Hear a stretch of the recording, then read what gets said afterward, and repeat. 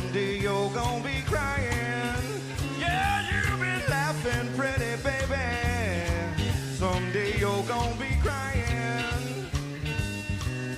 Further on up the road, you find out I wasn't lying.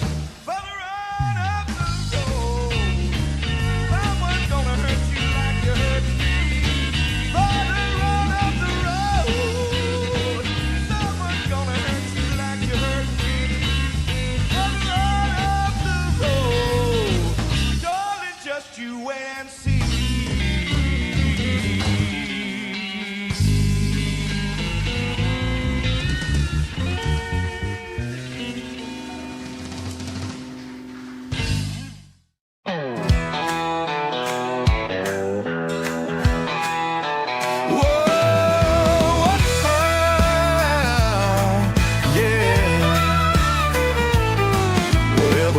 Work's done and the weekend's here. I'm up at dawn, gotta make it clear. The hunt is on, I'm feeling that fire. Got FOMO bad and I'm down to the wire. Rolling out in the morning light, chasing that beast that's out of sight. Got my spot all picked out right, gonna score that bottle tonight. Oh, but the whiskey tubers got there first, left me standing feeling cursed. No JD, no Wild Turkey's best, no Russell's 15 left on the shelf. Guess I'll see if I like the rest. Charlie, Jeff, and Rob SS, sipping up all the liquid joy. Cast 529, got the last sweet sip. Guess I need to learn to double click and hit scribe quick.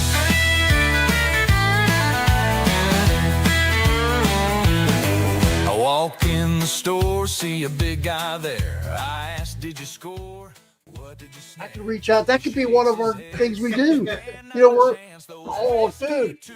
we're talking about doing these commercials or these ads or these videos for these different products. I can reach out to a manufacturer that makes it, but hey, get one and you do the video and sit there and go, oh.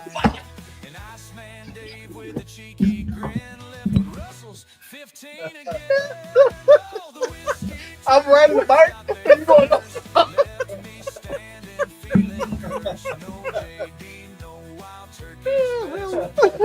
Put the glitter in my hand and burn it. no doubt that. All right, no, hold on, Torp. It does not say who is in my ass. Oh my God, it does. If you separate it, it just says who's in my ass. In my ass. Oh shit.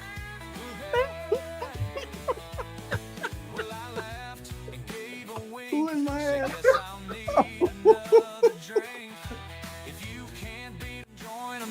Sub to Bourbon and Ballz and find something new. So I'll raise my glass to the whiskey crew. Those tubers know just what to do.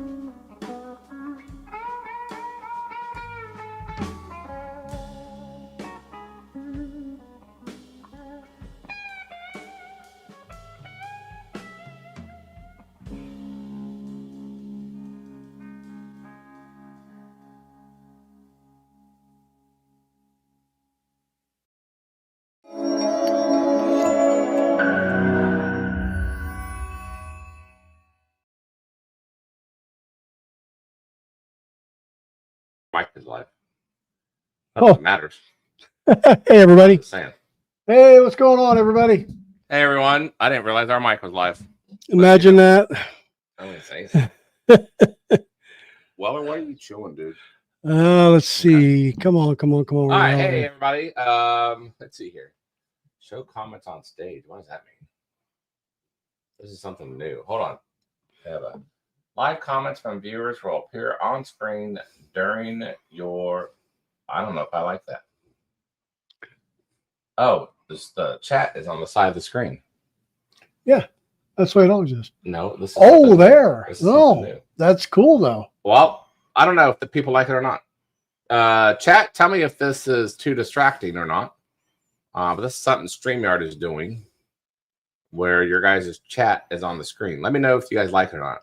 I'm kind of indifferent because you know what? We're not the ones watching it. You guys are. And I don't know if it distracts you or not. I'd say turn it off because it is kind of a little distracting. Well, let's see what chat wants. All right. Okay. All right. Cheers to Little Old Fashioned. Cheers to you. Thanks for joining. As usual, you're the first one in. Mr. Sabic, our Colorado friend, cheers to you. I hope you're enjoying your stag that you got the other day, by the way. Cast529, Brian and Shauna, thanks for coming on. I appreciate you guys for coming on. That's funny. They're, yeah. What? No, comment on TikTok. Sorry. Good. Would you like to share with the rest of us? No, it's all right. Well, why would you mention that then? Well, I mean, it's just kind of funny. This guy, It's funny to you, but not to the rest of us. it's a little bit inappropriate. It's one of those things like, hey, I got a secret, but I'm not going to tell you. Gandy, Well, all he cheers to said you. was, looks like I went down on the snowman.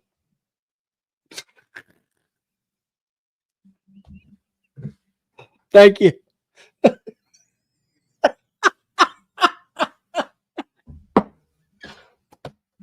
Oh, oh my God. We're only a couple seconds in and TikTok just I tell a joke. All right. Oh my God, we're gonna leave off left. All right, Gandy, I can't get that out of my head. I can't either. It's Oh on my my God. It's on my hands. Oh my God, I can't get.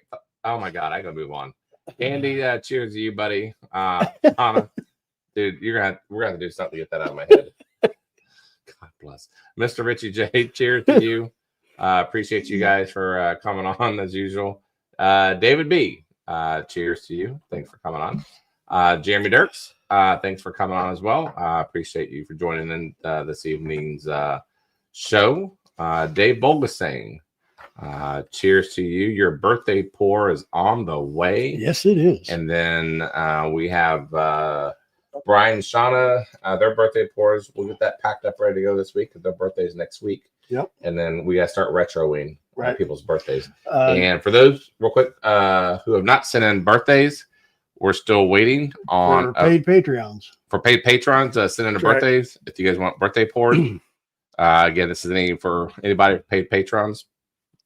Just real quick, I might have asked you this already, and you might have gave it to me, so I apologize. But Keith Glandon, C.A. Scotty, Bakers, David B. Something tells me you already gave this to me. Gary McDonald, Max, Rick Miller, Charles, and Richard Calloway.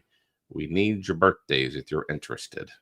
All right, real quick, going back to the chat. Alan Adams, cheers. Thanks for joining. As always, I appreciate you guys coming on. We have, Mr. and Mrs. Richie J. Whiskey Bill, one of our newer patrons. I hope you enjoy your, you got the batch 5. McBrayer. Oh. Yeah, so I hope you guys are enjoying that. I think everybody has their McBrayer judges now, by now. That you ordered down that night. Correct. Yeah. And the rest was coming on the meetup on June 7th. Right. So I hope you guys are enjoying your pours there. Huffy 2K. Yes, we sent you the link probably a couple minutes ago. Yep. And Jim, I just got your email as well. As we're ready. If you want to go ahead and click on that link, take you to the backstage, and we'll bring you on here shortly. And then Keith, I'm not even keep moving on, dude. I can't even tell you how much we're moving on from that. Jenny B, cheers. Cheers. Dave Vogel saying real quick, Bourbon and Ballz 86 gave you his samples that he won Right. for your birthday. Oh, however, However, we only can put 4 in a sample box. right. So we took the So least desirable one yeah, out. your least desirable one out. You got your deep purple plus 3. So Let us know what you think about the deep purple. Yeah. So and happy belated birthday to you. All right, Tammy Adams, cheers. Thanks for coming on. Appreciate it. Yes, Husky 2K, by the way, or Huffy 2K is Liberty Pole guy. yes. He'll be on here in a minute backstage. We'll bring him forward. Keith Glennon, yeah, I already said hello to you. And that was funny. I just got to say. Whiskey Uncensored, cheers. Balls, back to you, buddy. That's our little thing. I go in this thing and I say balls. He comes in our thing and we say balls. So anyhow, we had great sound so far tonight. See, we are batting 1,000. Except for maybe we didn't send him the show link. You didn't send him the show link. Yes, I did. He says you didn't. He said you didn't get it. Hold on. I'll believe the guest over. Oh, I believe the guest over me too. Yeah, send the link. I'll send it again. You gave me the email, right? Yep. Check your spam. What? I'm checking. What Not am I your doing? spam. Bless. Freaking idiot. Yes, hashtag poll is the hashtag for tonight. So make sure you get in for the free Did you sample. start it? Yes. Okay. We're organized tonight. Are we? You wouldn't know that 10 minutes ago. No, This whole entire thing was an absolute mess 10 minutes ago. it was. And It was. I wasn't It under was pressure. sample day. Yeah. Rick Moreland, hey buddy. Hey, Rick. I saw you on Google Meets the other night. I woke up and you were still there. I fell asleep. It's a long story. Yeah. If you're ever on Google Meets with us, I have a tendency to fall asleep. Did you get Whiskey Uncensored there? I did. We said All right. balls. Cool. Matt B, cheers to you, buddy. Thanks for coming on. We're gonna just move on from that comment. Did you get Whiskey Bill? I did get whiskey. All right. Did I mention about McBurry? He ordered. Oh, okay. My bad. It's like 5 minutes ago. I'm still shuffling in my head what we were doing. Rick Moreland, I don't know. I'm not sure if pole dancer will work, but you go right at it. Good Lord. There it is. Here we go here. Yes. Let us know in chat if you guys. What's that? I fell asleep Oh, yeah. on Google Meets. Right, I was so yeah. tired. Mm-hmm. And I drank some stuff, and I might have. No, you did not. I did. Oh, I'm telling you, those Google Meets. If you guys have not done Google Meets yet, with usually Brian hosts them. I don't know if I generally don't host it. we had, I think, a couple, not many. But anyways, if you guys ever do a Google Meets period on any channel, I'm telling you, that's where it's at. Yeah. Like you relax and you're just a bunch of buddies and gals just kind of just getting on and putting names with faces. You get to know people. I myself might have fallen asleep last week and they might have, I might have left the microphone on. So anyhow, does anybody, Mr. Mom. does anybody care for or like what's going on over here as far as in the bottom right hand corner? It's showing, it's something that StreamYard is doing. It's showing the comments on stage. Is it distracting? Do you not like it? Are you indifferent? Let us know. I'll either turn it off. It's just something new that they're trying in beta. So steering wheel commentary. That's funny. Mm-hmm. Who did we decide who that was? Remember? I don't remember. No, this was in chat. And oh my God, I forgot already. Mm-mm. Hold on. I'm going to remember this. It's somebody we know very well. And He says he's always working. Bukowski? No. no. This was in Google Meets. Oh. Well, I wasn't on it, so I don't know. Yeah. Who is it? Anyways, John Shank. John Shank, Yorktown, Virginia. Yes. All right. Oh, it's Mr. Richie J. That's what it is. That's the joke. So he has. Oh no, he has a channel. Oh, he does? Yeah, we gotta go check it out. Okay. Steering wheel commentator. All right. Yeah, so we gotta check that out. I Okay. forgot to check that out. I will do that. Hey everybody, check that out for Mr. Richie J. Steering wheel commentator. What are you doing, Weller? My goodness, man, you're my Anyways. All right, guys. You got any announcements before we bring on the Yeah, we got a pretty big one. Next Tuesday we're going to be on live. It's we usually do a kind of an unplanned live or a impromptu or a study session, and we'll probably still do a little bit of a study session. But Marlene Holmes reached out to me. They're releasing 2 new bottles next Tuesday. And on Tuesday, she's going to be coming on the show, and I've got samples of the bottles, and we're going to try them and talk to her, and she's going to announce the release of these new bottles. All right, very good. So that'll be next Tuesday. She's going to be our first repeater when it comes to distillers. 3 feet, yeah. Right? Yeah. She's our first time ever coming on twice. 3 times. She's on 3. Oh, really? Yeah. What? The one we were doing the Bourbon of the Year, she came on. You don't remember that? Yeah. Yeah. I'm sure she was great. She was. Thanks for a super chat tonight, Gandy Road. Yes, BK Me. If you guys don't know, we are for our premium super chat tonight. $5 get you in. We are going to be doing the Barrel King lineup. You'll get 4 premium samples of the Barrel King, and they are good. They are good. Very good. I saw all the awards they won. Well, you can't really go by that, though. We've got one bottle over here that's got a gold award on it. Right, you're right. But anyways, so, this one got platinum. They all got platinum. Anyways, so Gandy, thanks a lot. I got you down for a super chat. Dave Volga saying I got you down for 2 super chats. Appreciate your support.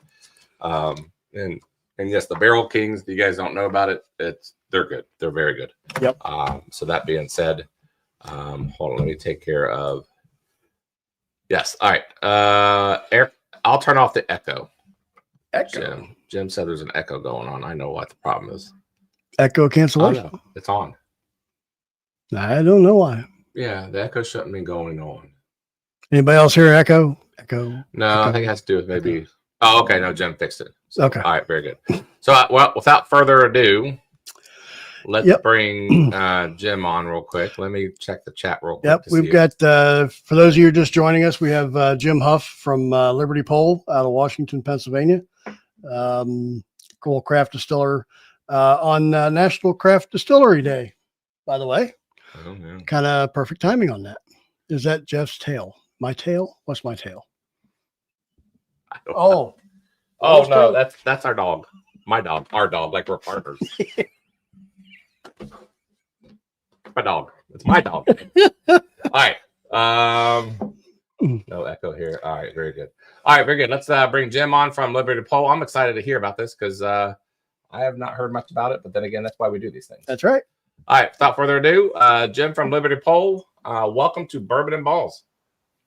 Awesome. Thank you. Thank you so much for having me on. Yeah, and I didn't put the 2 and 2 together that it was National Craft Distillery Day, so it makes it even better. It does. Yeah, that's where we're at in our journey. We love craft distillers. Yeah. Yeah, we everybody's had the big boys, and we've had a few of them on the show, but really that's where our focus is the small craft distillers. That they're the ones that we feel that are better positioned in basically the market today. You guys could pivot a lot quicker than the big boys, and you guys can get a little bit more, I guess, kind of leeway as to what you can put out. So absolutely, and we're doing things a little bit differently than the big boys too. So that's that's always a nice change of pace. Yep.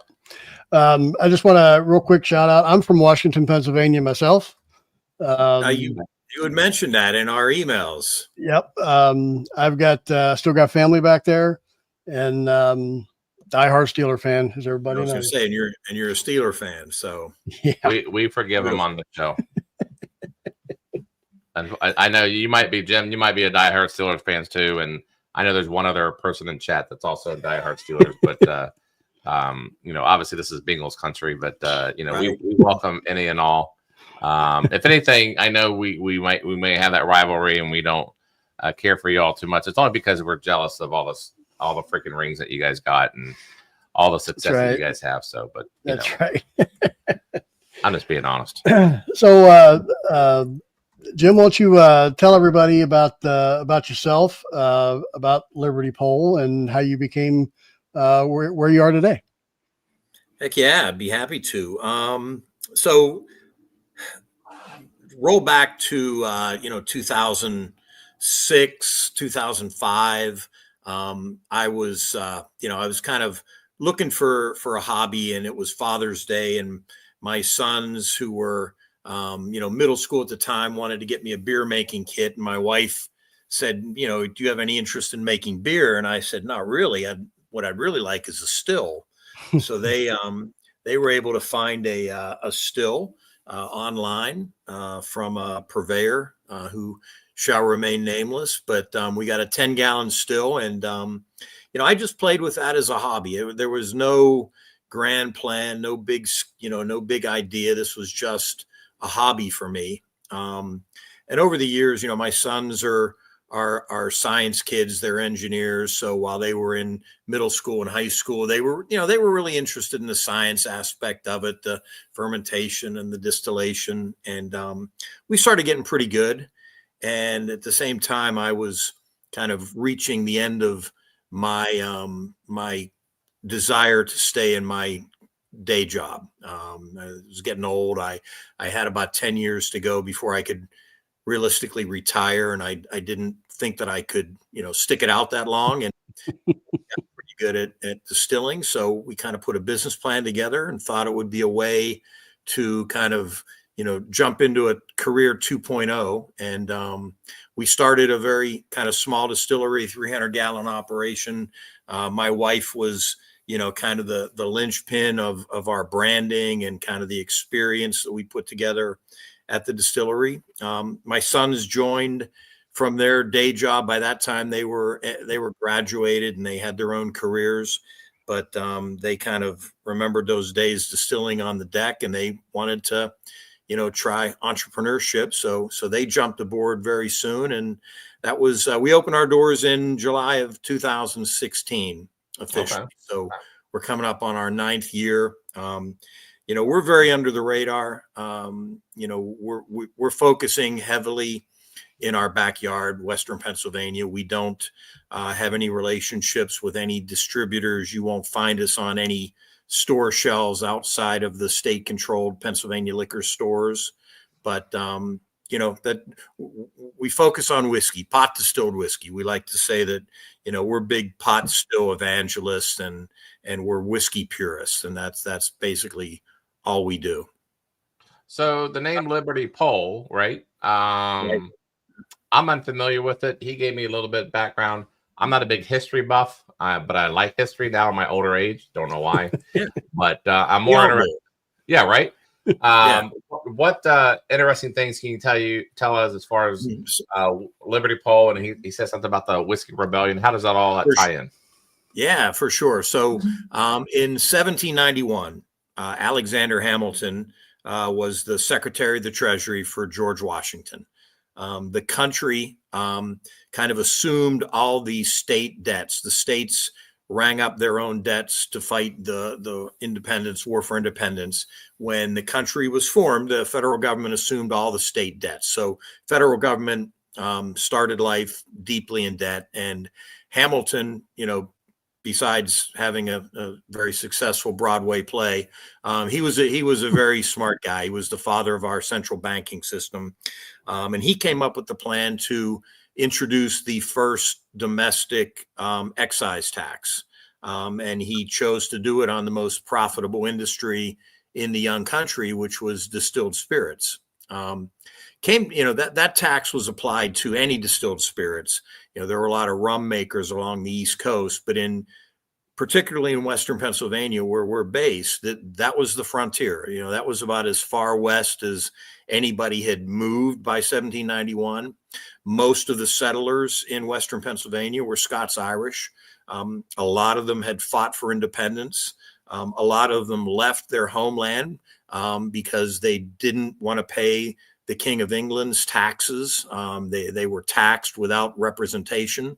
So they came to the new country. They fought for independence.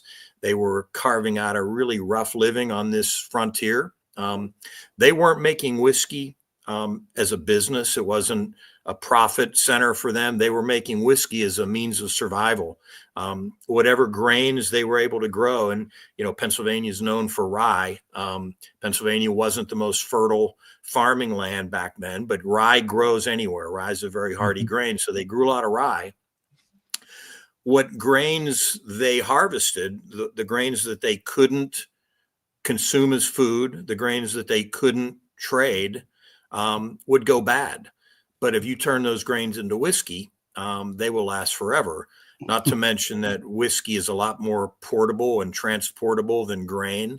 So it became kind of a barter economy out in Western Pennsylvania. So these Scots-Irish, they didn't take kindly to Hamilton's imposition of this whiskey tax, which basically led to what is now known, or was known then, as the Whiskey Rebellion. It was about a 3-year uprising in the western part of the new country, where distillers, where farmer distillers were pitted against revenuers, federal marshals who were trying to collect the tax. Kind of the violence escalated over the course of a few years to the point where, the settlers here were tarring and feathering tax collectors.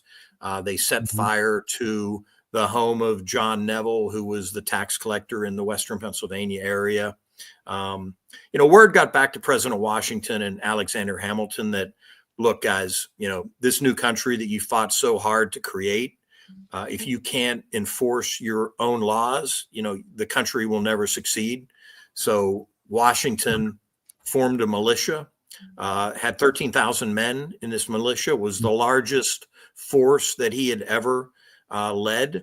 And Washington actually led these troops from Philadelphia out west. Washington didn't make it all the way to Washington, Pennsylvania, but he kind of called it quits in Bedford. But Alexander Hamilton and Light Horse Harry Lee led these troops to Washington to arrest the rebel leader, whose name was David Bradford. Our original distillery was right around the corner from the Bradford House. It's a national, historic museum that still stands. And, Alexander Hamilton knocked on David Bradford's door to arrest him. Bradford was long gone. You can't sneak up. Even in 1794, it's tough to sneak up on somebody with 13,000 troops behind you. He was long gone. He had property in what's now Louisiana, but that was kind of the beginning of the end. The settlers here saw that force that the government was willing to throw at them to enforce their laws, and a lot of them just kind of acquiesced, packed up their stills. Some of them moved west. But it's a very kind of poignant and important part of American history. Liberty poles were actually, besides tarring and feathering, they were kind of the main way that the settlers here showed their support for the rebels against the tax on whiskey. Liberty poles, it's simply a pole, a tree trunk with a flag kind of flying from it that carries whatever message you were protesting. Liberty poles go back to ancient Greek times, but during the colonial days, they were very common to carry protest messages. Before we gained independence, liberty poles were raised to protest British rule. Once we gained independence, then the liberty poles were raised to protest this tax on whiskey. So it's just a really nice symbol of that period of our time and our history. Nice. Well, it's a deep, rich history indeed. Yeah. I had read a lot about that as well, and didn't wonder somebody that was killed. There was like 2 people. Yeah. In fact, if you look at the front of our bottle and you see the woman holding the liberty pole, we discussed the whole story of the Whiskey Rebellion with our graphic designer. That woman holding the liberty pole, her name is Jane Miller. Jeff, you're familiar with South Park. There was a homestead in South Park called the Miller Homestead, and the son there, Oliver Miller, he was part of about 200, 300 people that went to protest at at John Neville's house. And, it was a standoff, and a white flag was raised, and a shot was fired, basically. And it hit this young Oliver Miller in the leg, which today would have been a trip to the hospital and, quick stitch up and stop the bleeding. Well, it was a multi-hour trip back to his house and no doctor. And he, apparently got some, pretty bad infection, and he did die. And his mother Jane Miller wrote in her diary that, curse the wilderness where there are no doctors to care for my son. And when we told that story to Lottie, our kind of designer, she has a son. We have 2 sons. She couldn't shake the grief that woman had to feel. So to get it out of her mind, she drew that, as a potential kind of image for our brand and our bottles. And it was spot on. And, we knew as soon as we saw it that was going to be our brand going forward. Yeah, that's cool. It's interesting. Yeah. So the samples. Yeah. We'll get to those. Yeah. You had sent us, let's see, we'll kind of hold on to this one, I guess, till last, if you want, the Old Monongahela rye. Yep. We've got, and I know Charlie's going to grunt at this one. He doesn't like peated whiskeys. Oh, this is a peated rye. It's an acquired taste. You know what? I'm open-minded, and I will give everything a try. And then we got the bourbon, and I think that's the same thing I have here in the bottle. Wheated bourbon. Yeah. So that's what Okay. I had picked up a bottle the last time I was back. So that's what that one is. Okay. So which one would you like to start first with? Let's start with let's go bourbon, Old Mon, and then peated rye. We'll work peated last. Okay, so this is a 92 proof. Right. That's our core bourbon offering. It's a 92 proof. It's the primary corn that we use. We use Bloody Butcher corn. We've been using Bloody Butcher corn since we started distilling 9 years ago. It is a mash bill, 72% corn, Bloody Butcher corn, 18% wheat, and 10% malted barley. Double pot distilled, low barrel entry proof. We go into the barrel at 108 proof. We really like that low barrel entry proof.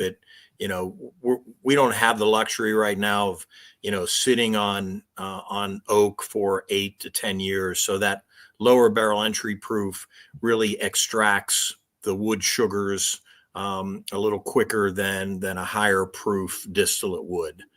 So we're able to get those really nice oak flavors and sugars out in 4 years. Most of our blends right now we're targeting 4-year-old and above 53-gallon barrels. Okay, this is your own distillate. You make your own. Yes. Yep. Yes. Have you ever sourced, or has this always been right out of your own? No, we have never sourced a drop of whiskey. Yeah, we started, Jeff, and like a lot of distillers that don't source, we didn't have the resources to sit on big barrels for 4 years, so we kind of work through the small barrel format sizes. Started in 5-gallon barrels, moved to 10s, the 15s to 25s, and we kind of moved into 53-gallon barrels 100% in around 2019. Okay. So one of our viewers asks, Stan asks, when will you have another weeder available? So the wheated bourbon that you guys are tasting there and the bottle you have, that's a core product for us. We always have that on the shelf.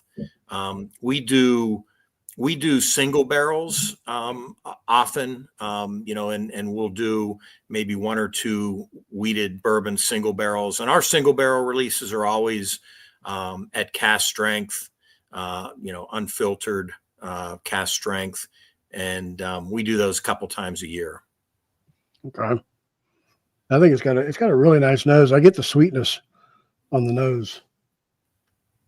I mean, it's almost kind of, I don't know, what would you call it? It's like a cherry vanilla. Well, it's like your traditional bourbons, cherry vanilla, Yeah. little marshmallow maybe. It's pretty good. Yeah, the Bloody Butcher, it's a unique grain. I think it definitely has kind of a different profile than the number 2 dent corn that a lot of bourbons come from. We absolutely love it. It took us a while to kind of figure out exactly how we want to run the still, what barrel entry proof we like. But pot distilled whiskey, our big thing is we want to push those grain flavors. We want to push those oils. We like the viscosity, the mouth coating of a pot distilled whiskey. Don't think there's anything quite like a well done pot distilled whiskey. Now those are they're copper pot, or are they stainless, or are they combo with? So they're combo. So Okay. so the pot itself for both of our stills, we have 1,000 right now. We have 1,000-gallon Vendome stripping still with a big copper helmet line arm, and we have a 600-gallon spirit still, again stainless pot, copper helmet, whiskey helmet, and line arm. Okay. Yeah, because you hear different theories about which is better, which is stainless is better, copper's better, stainless is easier to clean. There's all kind of thoughts around which is better. So yes, I mean, for us it was an economic choice. We would love to have 100% copper stills. They're beautiful, they look really good, but in the end, copper is most important. I might want to say only important in the vapor path. True. So it's true. So that's where you really need that copper contact. The pot itself, where it's contacting the liquid. There might be some energy efficiencies in copper. It may heat up a little quicker, but in the end, it doesn't do anything to the flavor. It's really that vapor path where you want that copper contact. Okay. All right. Well, I guess let's move on to the Monongahela Rye. Right. So, Monongahela Rye has just an incredibly long, rich history. It was never formally defined as a style of whiskey, yet it goes back to the 18th century. Ben Franklin wrote about it in his diary. Herman Melville mentioned Monongahela Rye in Moby Dick. It has been around forever. There's no real definition for Monongahela Rye. We tend to think that it is a rye whiskey that was made in Pennsylvania, Western Pennsylvania, the Monongahela River watershed, made with a high rye content. Ours is 74% rye, no corn. We have a good friend, Sam Komlenik, who's a whiskey historian, and he likes to tell the story of a advertisement a pre-prohibition advertisement for Monongahela whiskey that he saw, that the producer was saying, our whiskey contains no drugs, corn, or other poisons. He's very adamant that Western Pennsylvania Monongahela Rye distillers did not like corn, so there's no corn in our mash, but we have a little wheat, 13% wheat, and then the rest is malted barley, 13% malted barley. Wow. So this is again, pot distilled. It's creamy. It's viscous. It coats your mouth. It doesn't have. A lot of people think that rye has to be spicy, or is going to be spicy. I would say that our ryes tend to lean more towards the herbal side. There's definitely that rye note there, but it's not the type of rye that smacks you right in the face.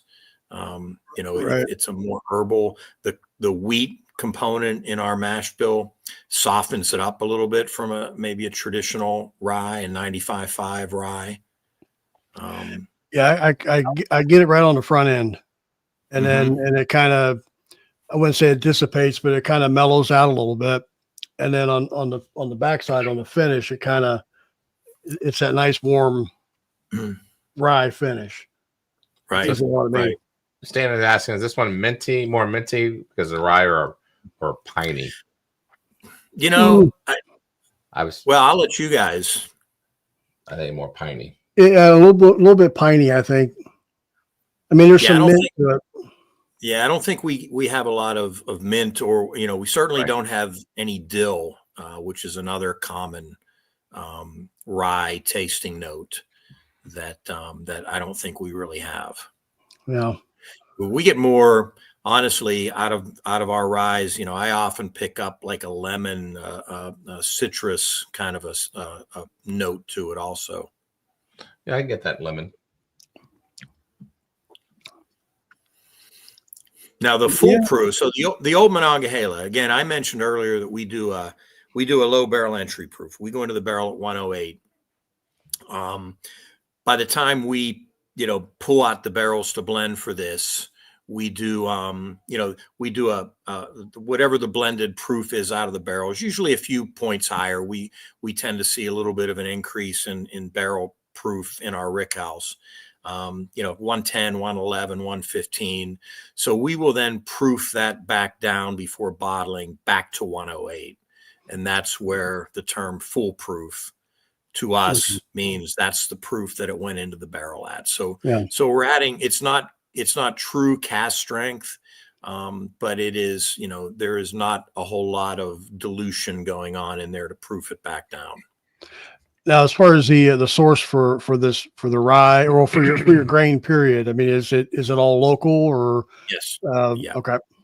Yep. All Pennsylvania grown grains. Nice. Yeah. Makes it nice for hometown people. Oh yeah. Yeah. As far as go ahead. I was going to say, and we mill on site. We have we have two big grain bins outside. We mill fresh every day when we're ready to cook. Okay. And then as far as, you mentioned in the barrel in the rick house, is everything stored right there on site as well? Or do you have another location? Yeah. Okay. Jeff, next time you come back, you have to come and see us. We have, my favorite part of our distillery is, we've got a 5-story traditional Kentucky rick house. We had Busick Construction out of Bardstown, Kentucky, come up and build that for us. Those are the guys that probably build 98% of the Kentucky rick houses for all the big heritage brands. So it's a really neat, compact 5-story traditional rick house. Really a fun place to visit and tap some barrels from. And there's no climate control or anything like that. It's just open air as it is. Open air, lots of windows. Yeah. Yeah. Yeah. Okay. All right. Well, I like that rye. That's pretty good. Yeah. All right. Now for Charlie's deal. Well, we'll see. Yeah, we'll see. I mean, we had a few weeks back, we had MacArthur's American single malt. Yep. And it didn't go very well. Okay. What? You know what? They're nice people. Oh yeah. Yeah.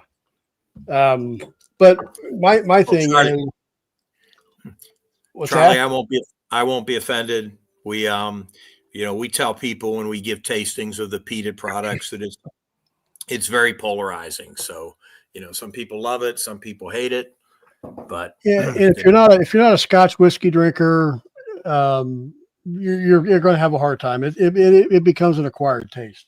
right. Really. I like Scotch. I like Irish whiskeys. Being Irish myself, I mean, that's kind of, my thing, I guess. Charlie don't like much Irish whiskey either. No, but, I don't. I'm trying to convert him. We've been kind of going on this American single malt kick a little bit. No, you have. But Yeah, we did have one American single malt that you did like, and it was from Old Line Spirits. listen. Yeah, Old Line was good, and Charles the Rye guy gave me the Yellowstone. I know he That's didn't right. like it. I didn't. I thought it was pretty good for what it was. Yeah, the Yellowstone was pretty good as well. Okay, so this is 106 peated rye, batch number 6, I Oh, believe. okay. Yeah, number 6. 111.6 111 proof. proof. Yeah, okay, that's what it is. So Stan, I have no idea what this means, but he says how many ppm on the peat? Parts per million. So we get our peated malt from Baird's Malt out of Inverness, Scotland. So it's a Scottish heavily peated malt. I want to say the ppms might be around 70, but don't quote me on that. It is their most heavily peated malt offering. They do a medium and a light peated. The mash bill on this though is 60% rye, 30% peated malt. So, Charlie, this may mitigate it a little bit for you in the sense that it's not 100% heavily peated malt. It's not a single malt. It's a rye whiskey. So that peat is only 30% of the mash bill. So even though it's a heavily peated malt, it's only 30% of the overall mash bill. So and we love this kind of melding of flavors between, the smoky peat and the boldness of rye. We do a peated bourbon as well, but I think the peated rye is a better balanced whiskey because the rye puts up more of a fight against the peat.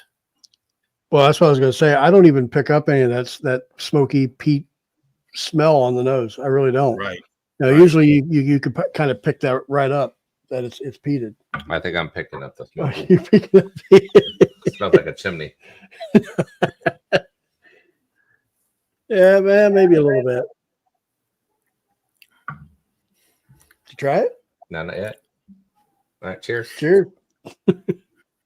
So this peated rye, it has been our kind of most widely acclaimed whiskey. Again, we're not available in a lot of places. We send out samples.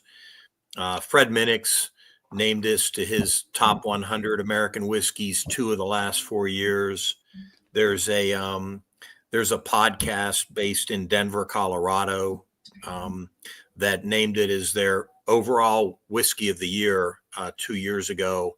It gets a lot of really great reviews on the bourbon Reddit and some of the whiskey Reddits. It's a very unique whiskey. It's not for everybody, but the people that like it, they really like it. I was going to say I really like it. You know who would love this? Bob would love this. Bob would love this. Yeah, Bob is another. We call him our OG. Him and Charlie started the show, and he, for personal reasons, had to step away. But he comes back every now and then. And in fact, we kicked him off the show when Old Line came in, and we brought Bob in because we didn't want to get embarrassed. Well, I wasn't bad. No, but yeah, Bob would really like this because Bob's a Scotch drinker too, and I really like this. I mean, it's not overly peated. It doesn't knock you down like you said with the smokiness. It's just got a really good flavor. And Jeff, depending on like when I drink this, there will be times where I actually have to like work to find the peat. To me, it has more of a rye taste, but then I'll drink it the next night and, the peat comes out for me. That's why I say it's so well balanced because, it really depends, kind of what you've eaten, what your mood is as to what you pick up on that particular sitting. Yeah. And this would be really good with a cigar. Oh, back. Oh man. You don't like it, do you? I'm good. But yeah, I do. I like it. Like I honest to God, I think, and I know what Bob likes. I think if he were here, he just left like an hour ago. I think he would be in love with this thing. Yeah, I mean, this is his jam because he is a Scotch person. Yeah. Yeah. And like I said, if you don't like Scotch, then you're going to have a little bit of a hard time. But I do. I like it. I think it's good. Okay. Okay, so like I said, this was actually this bottle here, so we won't get into that one. You mentioned that you don't do any other spirits; you just do whiskey. You don't do gin, you don't do vodka, you don't do any of that kind of stuff, right? So right, we do have a gin, but that is the one spirit that we do source a gin, and the only thing we do to it is we rest it in our used bourbon or rye barrels for about a year, and Okay. that's primarily a spirit that we use for cocktails at our cocktail bar. We do sell bottles, but it's more of a a cocktail ingredient for us at the bar. Okay. But we do a peated bourbon that you guys don't have. We do a corn whiskey, an American corn whiskey that we do that maybe once a year. We cook that once a year. But it's a niche product for us. But if you like corn whiskey, it's killer good. We have a bourbon cream. I think a lot of people are coming out with bourbon creams these days. That's a real popular product for us. And like I said, we do a lot of, and I know in your email you talked about like things that we have, coming up. We have a pretty strict core set of whiskeys: corn whiskey, wheated bourbon, rye, Monongahela rye, and peated rye.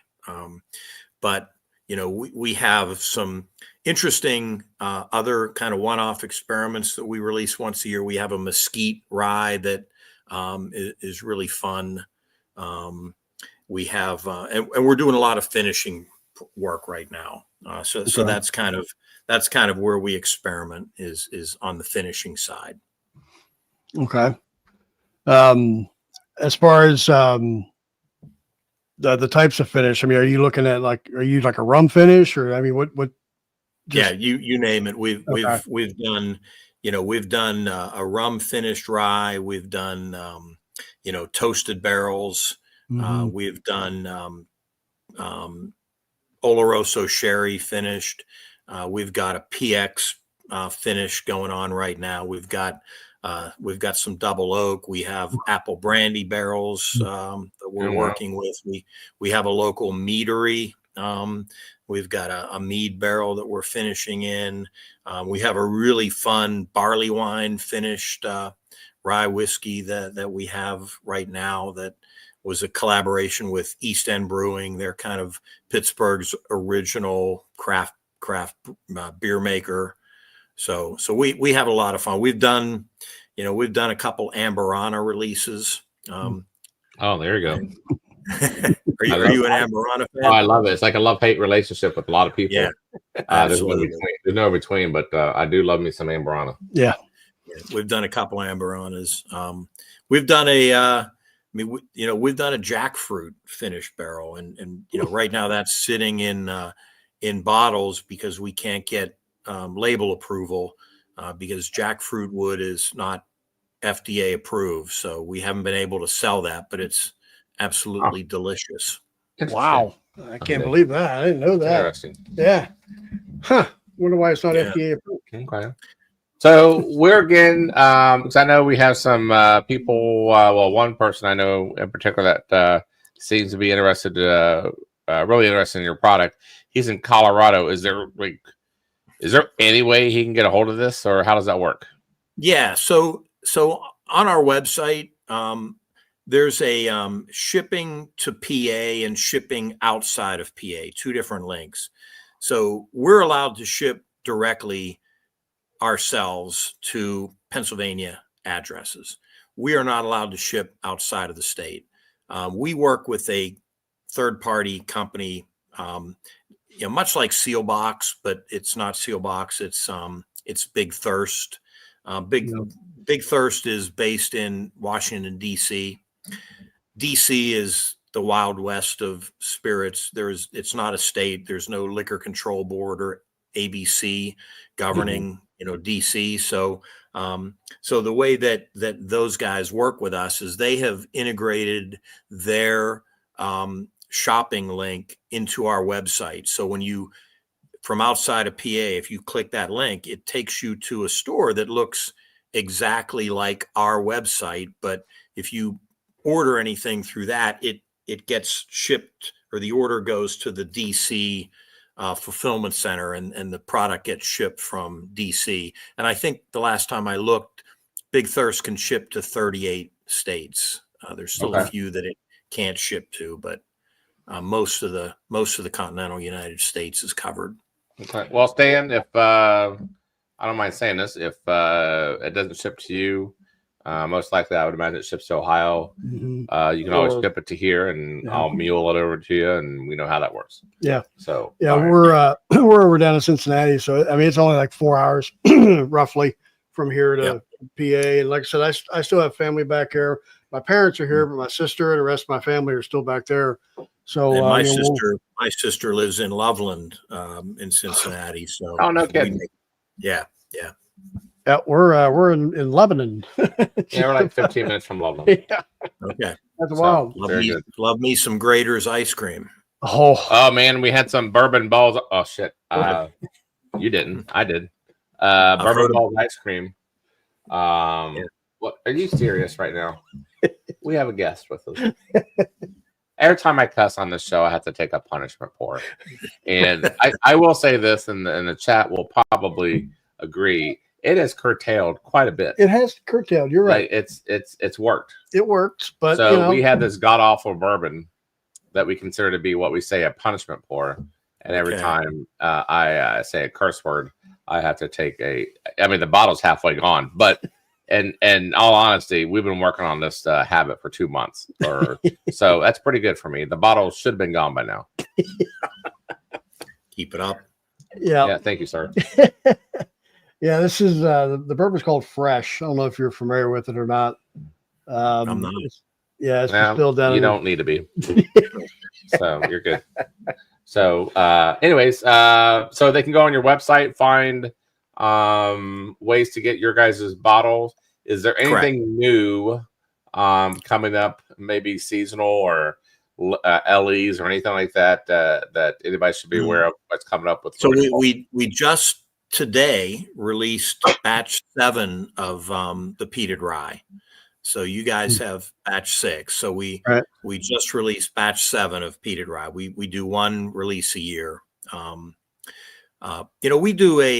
We do a spiced whiskey every holiday. And again, it's based on, history of the area. In the 18th century, there weren't a lot of luxuries on the frontier. And one of the things that we've been told that the settlers out here would do is they would spice their whiskey around the holidays, as a little bit of a treat. So we do the same thing. We come out with a spiced whiskey every fall for the holidays, and it's our rye whiskey with some allspice, orange peel, cinnamon, and a little bit of brown sugar. So that's always available in the fall. That sounds nice. Yeah. It's really nice. Yeah. I mean, we just put up a board. We never know when our kind of finished products are going to be ready to go. I went through a couple of them earlier. We've got a couple really fun ones. We have a mesquite rye in a PX sherry barrel that is coming along really nice. I think that'll be kind of a later this year release. Okay.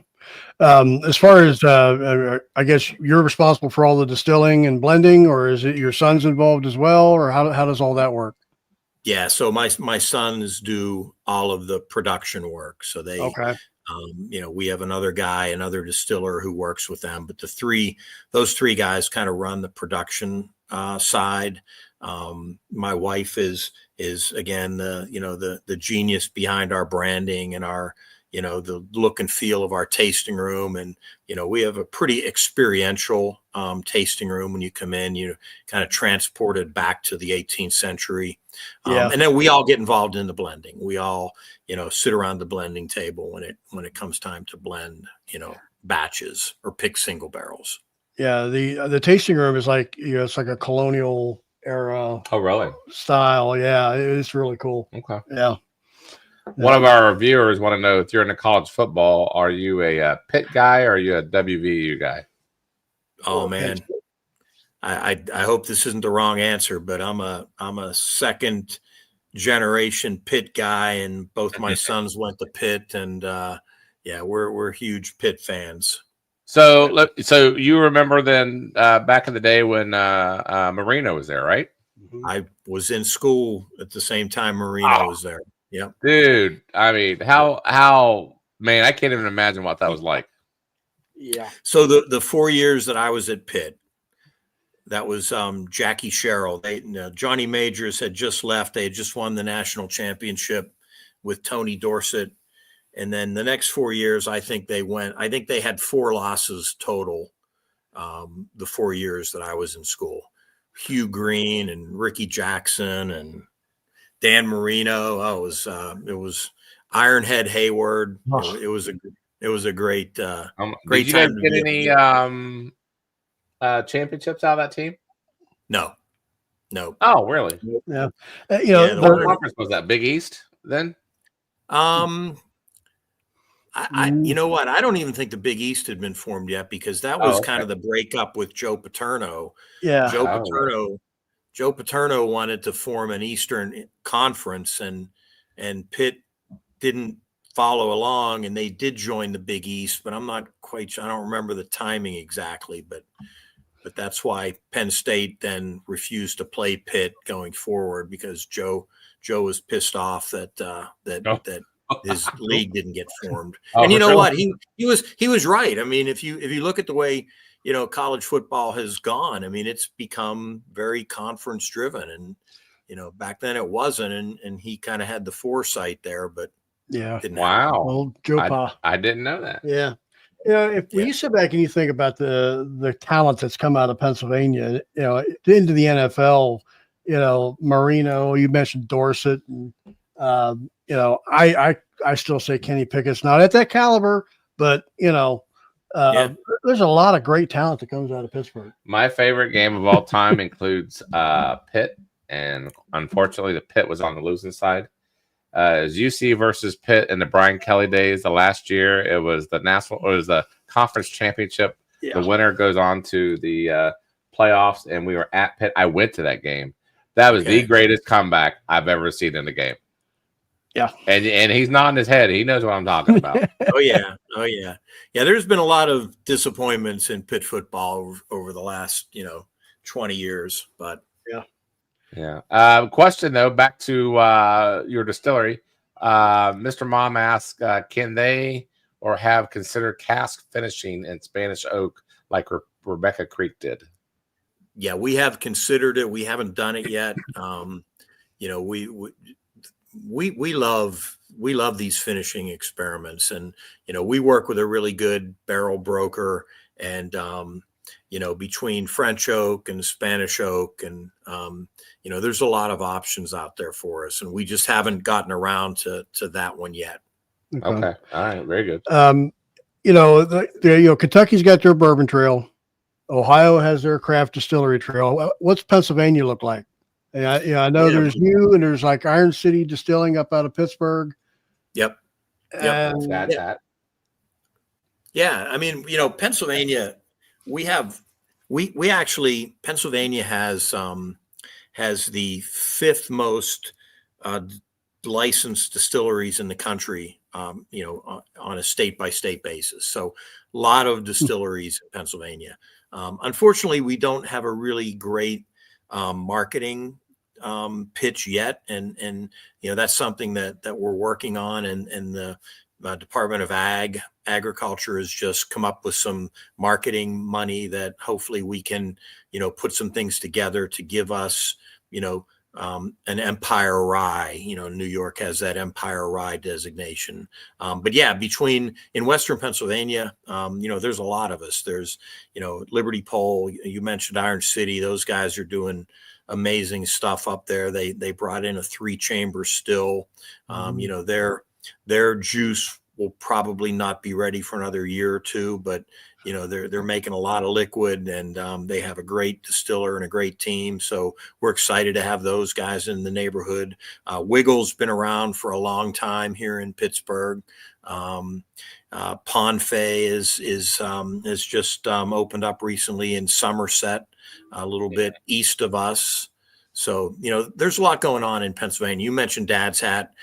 They're great friends of ours. They're on the other side of the state.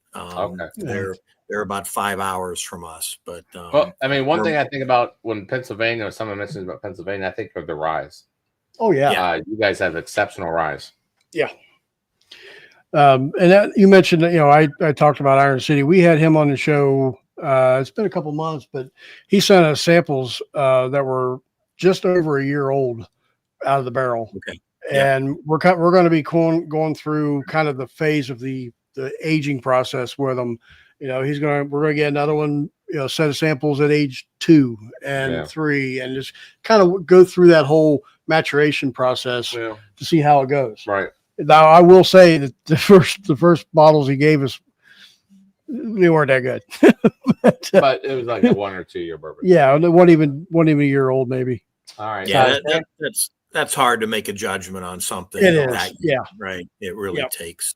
But Matt's a great distiller, so I'm sure those are going to come around. Yeah. So Stan is asking here, one last question here. Is everything special that we kind of asked, but anything special we should keep an eye out for? I think you might have mentioned it.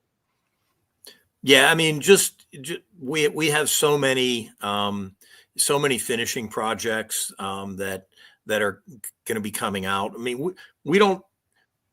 I would say keep an eye out just as our whiskey gets older. I mean, you know, that's the one thing that I'm most excited about is our you know, kind of our commitment to, you know, quality and aging, and you know, this 5-story rick house that we have is just doing amazing work, and we've only had barrels in there for 2 years. Right now, we put away probably more than double the number of barrels that we use in a given year. So we're producing about 600 barrels a year. That's our production capacity. Okay. We're probably only harvesting less than 300. So that's how our age is continuing to. Oh wow! And I really can't wait to see how that goes in. Jeff mentions to me earlier, you guys have the only or the tallest rick house. What we were saying about that? No, I don't think so. Someone told me that. I mean, maybe I mentioned it, but we have the only kind of traditional Kentucky style rick house in Pennsylvania. It's, you know, five stories, 5 floors. You know, the thing, I had a guy in today, and I was giving him a tour, and we were talking about kind of what makes this rick house, I think, makes it really special. You know, temperature changes and oxygen are both very, very important to maturation. And our rick house sits on a hill. A lot of natural breezes flow through. We have a lot of windows. The siding is not flush to the ground. There's, you know, the air is turning over in there constantly. But the thing that I like about it even more is, you know, we talked to the guys from Busick when they came to build it, and they, like I said, they build most of the rick houses in Kentucky. And when they're building a rick house for a Wild Turkey or you know, a Jim Beam, they don't even look at anything under 40,000 barrels. A lot of them are 40, 50, 60, 70,000 barrel rick houses. Our rick house holds 3,600 barrels. Wow. So when you think about kind of the distance from the nearest window to the farthest barrel in our rick house, it's short. I mean, it's like our barrels are getting, you know, just constant airflow because the footprint is so small. But even more important than that is just those barrels have a lot of thermal mass. In the winter, they get really, really cold, and it takes a long time for the liquid in there to heat up. But because our rick house is so compact, our barrels are turning over quicker. The heat is radiating through our rick house. It's breaking through that thermal mass a lot quicker than in a massive, massive warehouse. Wow. All right. Well, I appreciate you guys, or appreciate you coming on, learning about a brand new distillery I've never heard of, and to me that's I find that more exciting than having I just like learning new stuff. So I appreciate you coming on, Jeff. Thank you for doing that. And then once again, they can go on your website.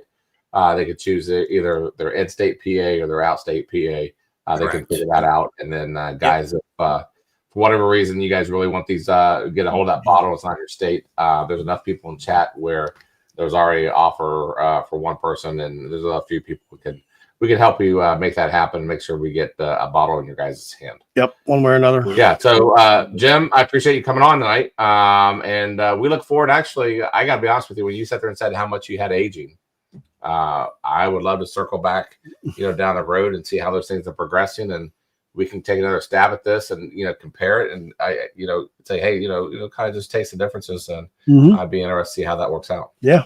Oh, yeah. That's what excites me the most is where we're going to be in 3 more years. Sure. Right. Sure. Okay. Yeah. All right. Well, Jim, thanks again, and we'll catch you next time. Yeah. Appreciate you coming on. Thank you guys very much. I appreciate it. I think Go Steelers. Yeah. Heck yeah. Oh my goodness. All right. We'll see you. See you. Bye. You had to end it on. I had to. Man, like Weller is like up my legs the whole entire interview, and I was like, dude, he's been needy. His mom's been gone for all week.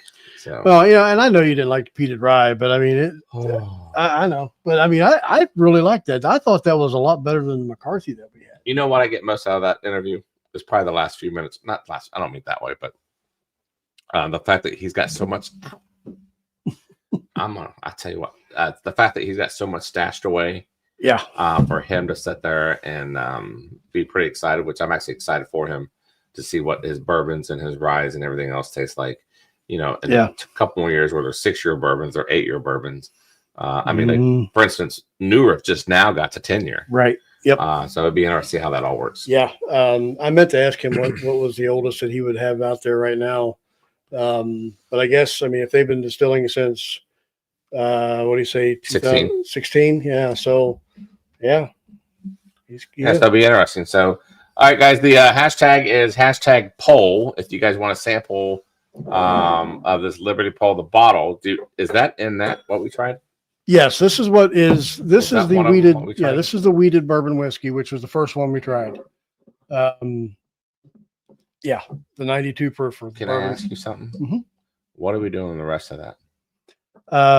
We could give it away for samples if you like. Why don't we give that away for round 2? Round 2 tonight? Yeah, we'll run 2 rounds tonight. They're both going to be free. Yep.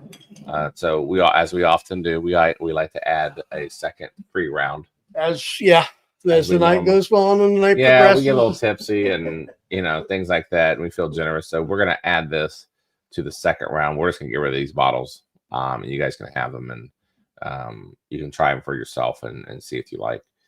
I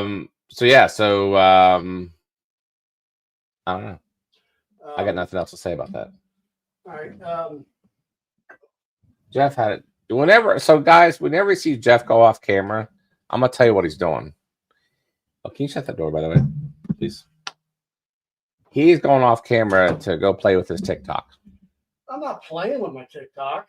Well, it sounds personal, but yes, it does, but it's not. I'm not playing with it. Well, you kind of are. No, I don't know what it is, but you have to monitor it. Yeah, and then we also have a bunch of other samples that that we have to try to give away, and I'm trying to figure out the best way to give away. This is a rather large sample. Yeah, one's gonna go to our Patreon group. and our Patreon drawing. That will definitely be in for the end of this month. For anybody that's in Patreon, a few things that are going on this month is that if you join Patreon, well, period, please email bourbonandballz@gmail.com and email us your birthday. We're going to give away birthday pours, which includes, things from this back wall as part of your birthday. Another thing is that for this month, I think what we decided to do is, so we have 2 sets of these. A couple of weeks ago, we have, can you give me that, I'm on TikTok. Hang on. sorry, can you give me that? Yeah, thank you. Notepad. We had a bourbon party, or whatever you call it, a tasting, which we have every 3 months. Yep. And I think what we're gonna do from this is the first month. This is the first time we've done this, but I think we're gonna do this every single time. Yeah. To where my wife, who gets the pours together, and they're always blind. Mm-hmm. This year's theme, it was 100 proof. I'm sorry, this quarter's theme was 100 proof only. Yep, 100 proof So only the bourbons. trick was they have to only bring 100 proof bottles. Right.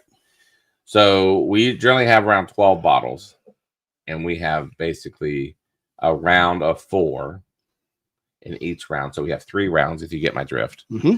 That equals 12 tastings. Mm-hmm. 3 times And 12. of those 12, Mm-hmm. we personally rank them to what we like on the top 4. Right. And that top 4 becomes our final round. So it becomes a personalized blind, our very last round, which Erica from upstairs kindly does that. Yes. So, and then we take a tally as far as who was number 1, who was number 2, yada, yada, yada. And then we come with a consensus as far as what? That's just like Brian's comment. What do you say? That's the happiest. Man, will you quit? All right. You guys, I hate you all. I don't even know if I'm doing it. Brian, you know how to spoil a party. Anyway. I'm done manhandling this microphone. So anyway, so I even lost my train of thought. So Erica then actually in the day we end up blinding or coming up with our consensus as far as what our favorite one. Right. So in this quarter was everybody had to bring 100 proof. Right. So I won't give you the answers, only to tell you this. This is we only have 11 bottles. We're gonna throw a 12th bottle in here. Right. Right. Out. This is at least 11 bottles that were brought to the tasting of 100 proof that were thrown into this. Mm-hmm. And as part of Patreon giveaway, someone's going to get the whole entire set of 12 shipped to them. Right. And then Jeff and I are trying to figure out how to integrate the other set, because we have 2 sets she made. Right. To probably super chat. We won't do it tonight, but we got to figure out when to do it. Yeah. And give that away as a whole set. And then what I would like to do is get the Patreon winner together and get super chat winner together at some point. Mm-hmm. And I'd like to go on over the air somehow, or maybe in a Google Meet. I wouldn't mind going over these bottles of what they thought was number 1. Yep, that'd be a good idea. So these 11 bottles were no particular order. The John J. Bowman is 100. These are all 100 proofers. Evan Williams, I think that's the white label. Yep. Old McBrayer, Bottle and Bond. Right. Whistle Pig. Yep. That was 100 proof. 1792. Was that the bottle and bond, or was that the regular 1792? It had to be regular because the rule is it cannot be. Well, I don't know what. I think it was regular one. Okay. All I right. have to look it up. Yeah. Number 6 was Rowan's Creek. Number 7 was Cedar Brook, which is another McBrayer product. Number 8 was McHenry McKenna. Number 9 was Bluegrass Toasted Oak. 10 was Ben Holiday. That was the bottle and bond. That was a 7-year bottle and bond, or 6-year. Yeah. 6-year bottle and bond. And then the other one was Benchmark Bonded. That's 11. And then we're going to throw in a 12 to make the packaging even of 3 sets of 4s. Right. And then we're going to give that away. So some lucky winner on Patreon is going to get all 12 of them for the month of May. Will be our drawing, which ends, well, we got 1 more week until we draw it. Yep. And then we're going to figure out how to put the other set into a super chat within the next couple of shows. We're going to figure that out. Yep. So you're at that tasting. You got any opinions? Well, without giving it away? Well, without it doesn't giving really it- matter because that's what we yeah, want. without giving it away. I mean, And when you guys get them, it's going to be totally blinded. yeah, You only know what they are, and we're going to give you an answer key right. separate because the bottles are labeled bottle 1, 10, bottle 2, yep. bottle 3. So you won't even know what you're pouring. Mhm. And then you'll have a answer key. Right. So go ahead. And one of the things that was different with this one, everything was 100 proof. Typically, when we do these tastings, obviously we're going to start with the lower proofs and we end with the bang at the end with the higher. So it was, I wouldn't say it was kind of like a anticlimactic evening because everything was just kind of all 100 proof. And, some of it was, tasted hotter than 100. Some of it was like not, but, Yeah. it was a surprise for me who the winner was. It wasn't for me. I didn't think it would be, but for me it was. But there are some you wouldn't think to be 100 proof. I mean, some of these bottles are on not even $20. The Evan Williams is like an $18, $19 bottle, and it did very well. So you got the kind of the higher end, the McKenna's, that's about a $70 bottle. And that was the other thing too that we do is when we do these tastings, they have to be non-allocated and they have to be, around $50 to $70, average. We don't want anybody having to go out and break the bank to buy something if they like it, during the tasting, and it has to be readily available. So, but I kind of, my favorites, I like the Ben Holiday, I like the Bluegrass, but the winner to me was a little bit of a surprise, but I'll leave it at that. So I don't get, and maybe I'm losing my sense of humor. What is Mr. Mom wants the second giveaway hashtag to be F Kobe? What is that? Am I missing something? It's almost one of those license plate things. You got to figure out I what it means. don't know what that means. What does that mean? I don't know. Mr. Mom, you want to elaborate? If you would like. Hey, happy birthday. You take a stab at it. Snow Baboon Inc. You're a baboon. SNOBABOON, Snow Baboon Inc. If I pronounce that right, I don't know. It's a new name to me, but welcome to the show and happy birthday. I thought it said something boobs. Big hey, there's Bob. Bob joined us. Bob, Right. hey, we got you a peated rye that you just might fall in love with. Where's Bob? You scroll up there. Oh yeah, hey, yes. Yeah. BBM alert. Are we missing something? Your guys' jokes. I'm sure they're funny, but I'm not getting it right now. Boobs. Let's see. It sounds. Maybe I'll do hashtag boobs. Snow. Torp, what's going on, buddy? Hey, Torp. Oh, uh-oh. What? He's returning to Jason Coe that does make music. Yeah, Mr. Ritchie. I like that. I'm not sure we should do that.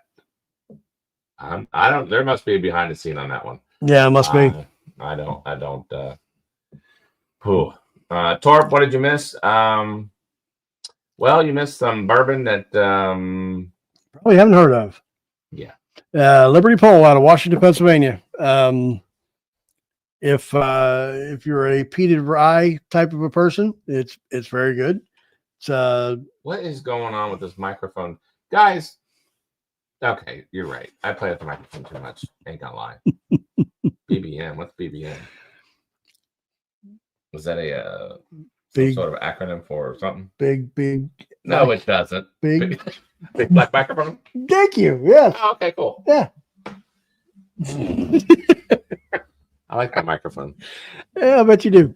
Yeah. That tore up that My Lemon Green. If you're just now tuning in, this coming Tuesday, we're gonna have Marlene Holmes back on the show. This will be a three-peat for her, if I'm not mistaken. She reached out to me last week ish, they have a new release coming out next Tuesday, and she's going to be on the show. It's going to be an exclusive show. We've got the samples. We're going to be talking about it. We'll be trying it. I guess it's one of their newest, biggest releases. So I love Marlene. Can I Yeah. just say something? I'm gonna go back to this microphone bit okay. because I have no shame. I didn't think you did. But can I just say something where I picked this habit up from? And I think it's just, you know how we pick up habits from other people. Yeah. Would you agree with that? Yeah, I agree. Everybody go watch Dan Shook from Bourbon Junkies. Go watch his lives. Okay. Go watch their lives. He plays with that microphone like it's his personal friend. Okay. Just saying. So you picked that up from him. Well, what I'm saying is I always gotta have something in my hand. And I'm no different than a pen. What am I, like Bob Dole? That's where I was going with it, but yeah. Anyways, I'm just saying, like, you know. Hey, I did pick up a bottle the other day. Like to give it a try, if you don't mind. Hey, Torb, did you try the unabridged? Because we have that. I like it. Oh, yeah, that was very good. That was very good. I'm a big fan of Frey Ranch, and I think you've become one, have you not? Was it the cast strength one you had? Hold on. Dan may play with his mic as much as he played with his mic, if you know what I mean. Yeah, that's pretty good. But the Frey Ranch you had, what was it? The cast strength? That was cast strength. I got that from the Cast 529 Christmas advent. Yeah. Well, I Which I'd stumbled. imagine they're going to be announcing on July, Christmas in July something. I mean, I thought that, yeah. Shauna, I know you haven't said anything. I know you're getting hints and clues, but anyways. Well, I stumbled on this Frey Ranch bottled and bond rye. And it's kind of new to me. I don't know how it's first time I've seen it around here anyway. But I thought I picked it up. What is that? It's Frey Ranch bottled and bond rye. Oh, all right. Let's give it a try. Damn. Damn, that's a nice cork then. Look at that cork. That's a nice cork. So to this day, we gotta do like a cork special as the best. What'd you get those cork people on? I'm working on it. The best cork that I ever felt. I'm just saying. Uh-huh. I hear you. I'm waiting for the finish. It's this cork right. I thought it was the Oh, it's only opened yet. Oh, hold what on. about the old stubborn one? That old stubborn No, one. that freaking cork sucked ass. That thing fell apart. This is one of the best corks. Feel that cork. Oh, Lux, yeah. Oh, feel the cork. Oh, yeah. Isn't that a great cork? Yeah. Like, who has the greatest cork on the market? That popped real good. That cork popped real good. Like, honestly, not that it matters because bourbon's bourbon, but this Lux Row, they have one of the best corks out there. Mm-hmm. You know who has the worst corks, in my opinion? Who? And it's crappy that I say this because they have a very good. It's a high premium bourbon. They use crappy ass corks. Yeah, they corks is Bardstown Discovery Series. Really?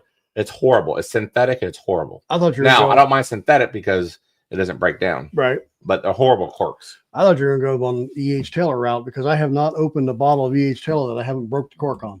Oh, really? That's the single barrel or the small batch. I ain't anything over that, but yeah, every time I get a bottle of that, for whatever reason, I pop it and I break it in half. I'm just saying. Yeah, you're right, Shauna. It is a weapon, man. This thing is wow. Hey, which by the way, I know Brian didn't say this, but I get to go see Brian and Shauna on June 2nd. That's right, you On a do. private event. That's right at High Bank. I know. I'm excited. I wish I would go. I'm gonna have a lot of Brian and Shauna in my life here in the next couple of weeks. Yep. I'm gonna see them at the meetup. Yep. June 7th. I'll see them on June 2nd. Yep. And then we all get to hear about their infamous inaugural barrel pick. Yes. Can't wait for that. Actually, Yes. So, but what do we have in here? we've got the Frey Ranch bottled and bond rye. What is this going on here? I don't know what that is. Oh, you know what this is? I gotta be honest. This is my Jack Daniel's rye. I was sipping it as if I was sipping the other stuff. I was kind of masking it. I ain't gonna lie. Well, I wanted to drink something, you know. I just not my jam. You know, that's But, fine. and the thing is, what I'm like I said before, like what I'm most excited about them is honestly is the fact that they have so much bourbon to barrel in the upcoming years. And like I said, you know, we may not get the biggest distillery on here. Dude, What? smell it? Oh my! Oh, what? You don't like it? No, you like it? Yeah, I do. It's funky. Really? Yeah. Anybody else Stan out says there? the Michter's Court is the worst in his opinion. Really, the Michter's? Interesting. That Dennis, you are absolutely 100% right. I like the double oak better than the double oak. I don't know. It's The Whiskey Ward they got going on. they do, and They're well, you know what? They're the best out of Columbus. let's put it this way. Well, Middle West is too, but Well, yeah, but you know, High Bank to this point has been MGP. They just started their own distillate, so we'll see how it goes. But you're right, the double oak and the double oak. Yeah, Frank August are weapons. Let's get a Frank August. Let me see their cork. You know what? I have a Frank August we never opened. It's a single barrel. Is that not open? Or is that opened?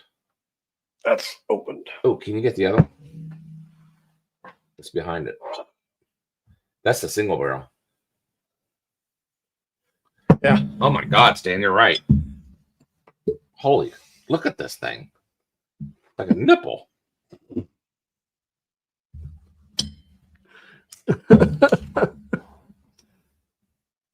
All right, let's see what this tastes like. Anybody else had Fry Ranch? Like I said, this is kind of new to me. God, dude, I based off this nose, this is the reason why they get crapped on all the time. It's a 100% slow grown winter rye out of Nevada, non-chill filtered, 100 proof.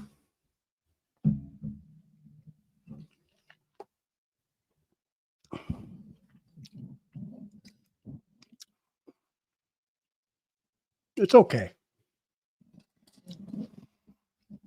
Wouldn't be my favorite rye.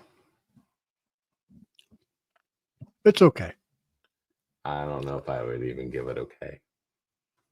Well, thankfully I didn't drop a pant load when I bought it, so I would score that in the 60s. I would say low 70s.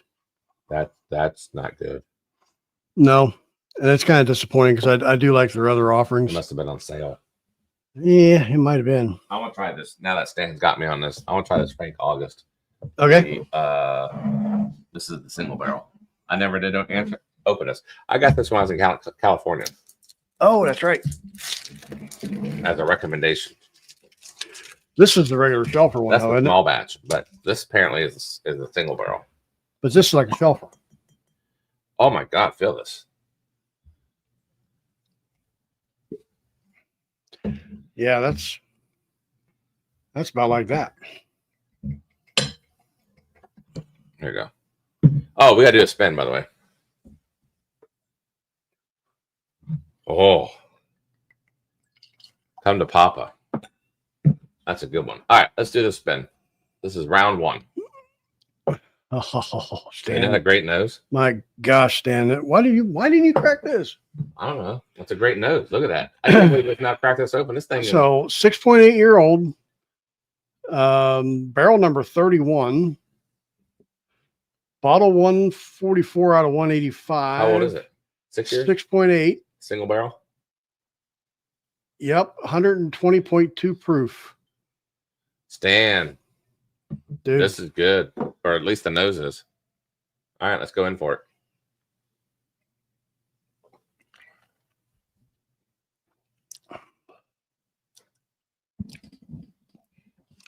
This is great. wow. This is very, very good. Wow. I can't believe we're now opening this. Yeah. Thank you, Stan. Are you humping?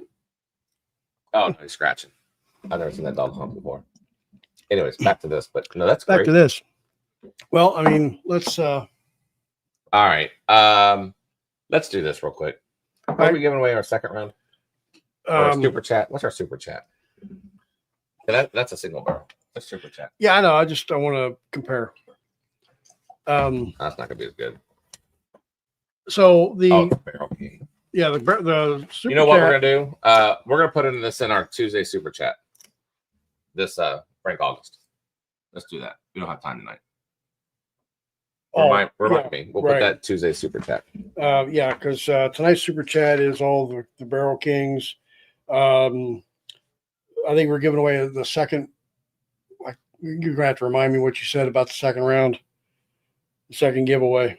Oh, I thought we were going to duplicate it. Okay, is that what we're going to do? That's right. We're giving away all the Liberty Pulls. Gotcha. Oh, we're going to give away, yeah. So, all right, here we go. How do we lose entries? How do you do that? People might have left. Yeah, but that don't matter. I don't know. All right, here we go. Haven't tried to ride David B. Yeah, I don't know. It might be because you know how when you drink other stuff, you know, I had that peated. Maybe that's what's getting funky with me. Good. But yeah, Frank August, this is really good. David Tanko. Write that down. Do we have the Gandy wants us to put this up against Redwood Empire? Do you have that around? Well, write David Tanko down first. Yeah, let me write it down. We're only gonna do one thing at a time. Yeah. So why don't we talk about this? Why don't we ever talk about Frank August? Well, I mean, I've seen it, but I mean, it's nondescript. I mean, the bottle, you can't. I mean, no, it's not. But this is good. David B. Is that who it was? Yeah, guys, if you have not, how much is that Frank August? I don't know how much this was when I bought it. I gotta be honest with you. This is regularly $70-$80.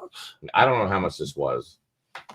All I wanted when I was out in California, I asked the guy, I said, what do you have in the glass case that I can take home as something that I won't have back at home?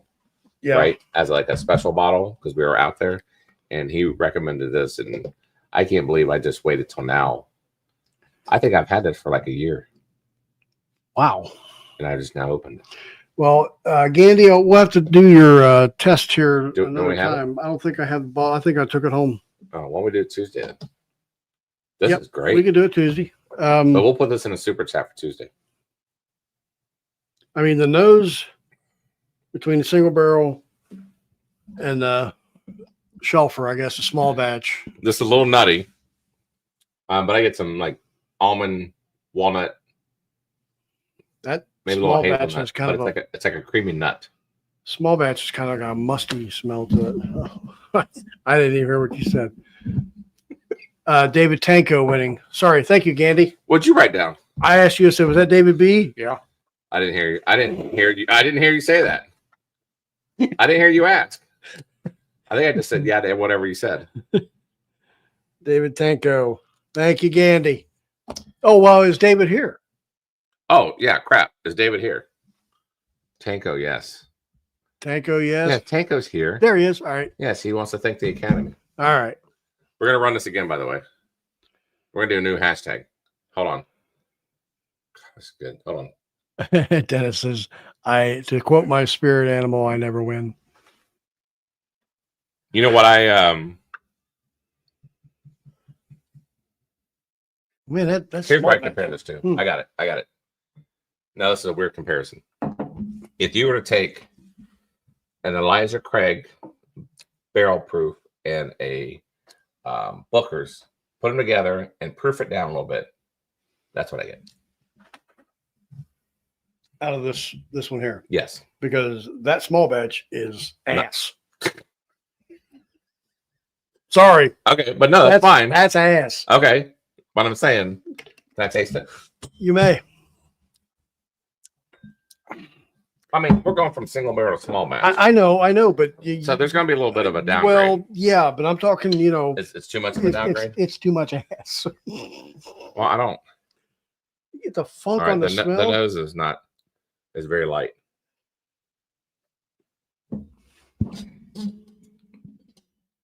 There are two different bourbons. That's ass. That's not good. That is not good. You're not kidding. That's not good. I'm not sure how that's produced. Oh man, That is wild. Oh, that is not good. It's 100 proof. Mm. No, Brian, we're not going to do Charlie Strokes Mike's as the new hashtag. Just a stroking. We could encourage in chat. Mm. That's good. Hashtag. Let's see. Liberty.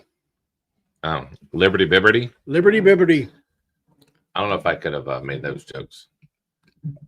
All right. Now, this next one, I mean, this is, I've kind of had this one for a while. I've got a few of these sitting at home and I've never cracked them, and just out of fear for what they were.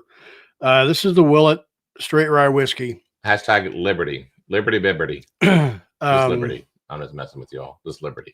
104.4 proof. We had this whenever we went with Brian and Shauna down my road rage incident event to the Willet Distillery. And I ain't gonna lie, I want another pour. I drank all one. All that. Yeah, that's good. It really, really is. I give this like an 86, 87. What's it?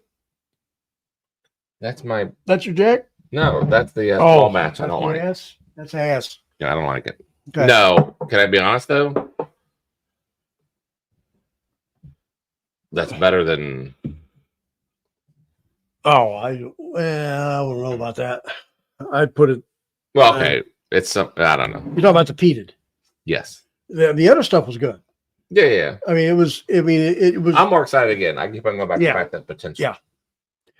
All right. Man, this smells so freaking good, guys. You got to get some of this. So yeah, we went down to the Willet Distillery, and Charlie tried his most expensive, best bourbon of his life. No. That's what the bartender lady said. Yeah. She's like, "Oh, those are the best bourbon you ever had." Yeah, and it was $65 and it came with a glass. And I can't believe I did that. I can't you. That's the most expensive pour I've ever had in my entire life. I can't believe I did that. But I've heard a lot about this. This is the Willet 4-year rye. That's good. And this is very good. How much was that? This was $60 or $70. Okay. And again, like I said, it's been a while since I've bought them. I've got a few of them sitting over at the house, and I thought, you know what? Let's try it. Mr. Mom, it's still better than Jeppa Creed, if I'm being fair.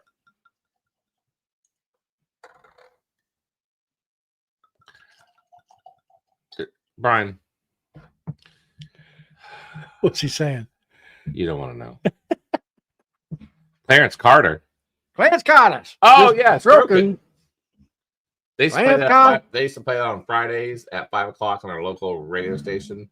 And I always knew to play that radio station at 5 o'clock every Friday, and Stroke can be on. Clarence Carter. Man, I love that song. Mm-hmm. That song was so stupid, but it was funny. Now, question to the masses. We did have a slip up. There were two that I caught. I kind of let them go. I have not cussed tonight. You did twice. One you caught yourself. The second one, yeah, I heard twice. But to the masses, can we just give myself a? We gave you a pass last week, if you remember. What? Shauna said you could have a pass. But aren't I improving? You are, but you have to be reinforced. So I'm reinforced just by looking at that bottle. We'll let it sit right there. Let's try the rye. Stan says it is great, which it is. We tried it. You know what, Charles? That Google Meet was funny. My apologies. My apologies. I literally fell asleep on the Google Meets. I was so tired. All right, go ahead and freaking pour it up. That's what Brian wants. Pour the crap up. Hey, you know what, Dennis? You are correct. Fresh is why I'm improving. I have improved quite a bit over those last months since we started this journey. I've cleaned my act up. You have, and I'm going to show my age. Not to the thankful TikTok person telling me I went down on the snowman, but anybody seen the movie Billie Jean? Dude, I went 30 minutes without thinking about what you just said. And You now seen you the just put movie? it back You in seen my the head. movie Billie Jean? It's a long 80s-year-old movie.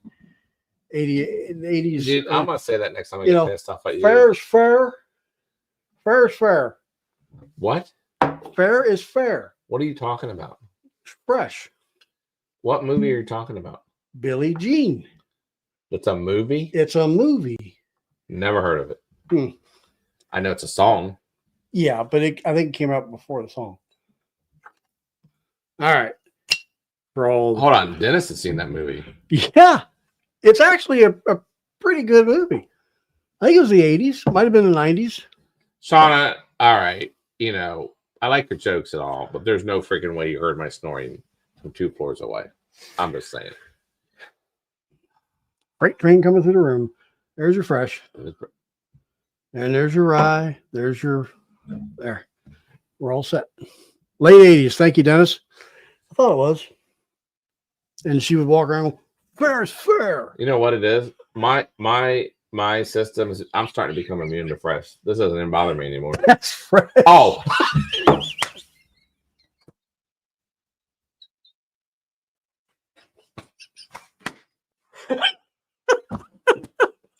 I'm like, that smells pretty good.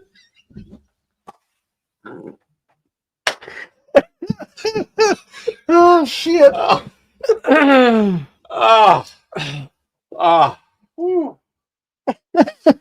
thought to myself, I'm getting pretty good at this. So this is fresh.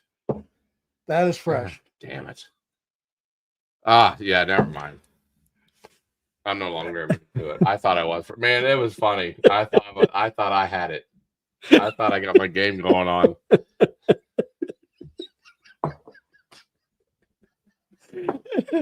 Yeah, Dennis, you can't script that. No. I even said, here's your rye. Okay, there's your dude, I was barrel. not looking down. And I'm thought to myself, dude, I'm getting good at this. I'm beginning to like fresh.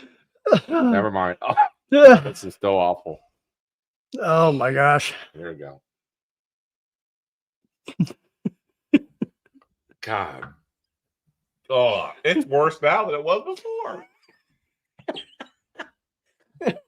But I will say, to your credit, you're right. You have done better. The F-bombs don't fly like they used to. Oh, Suck on that bottle a little longer. you know what? You'd be sucking on stuff too if you had that thing. I'm telling you, dude. That is just off. That brings you to tears. Oh. But you have done better. So, I Shauna gave you the pass last week, and I'm good with that. But yeah, I couldn't do it. I couldn't do it 2 weeks ago. So, okay. Not for nothing. I know I've went over this 1,000 times before.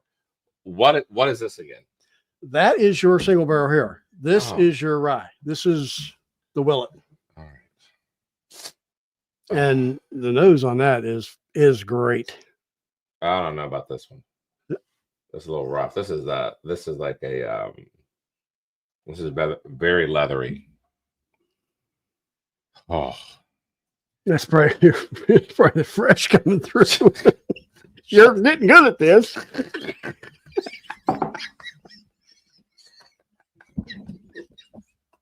that's what I got. That was great. All right, this Willet Rye. Let's try it. I'm telling you, Bourbon of the Night is going to be the Frank columnist. Yeah, right now, yeah.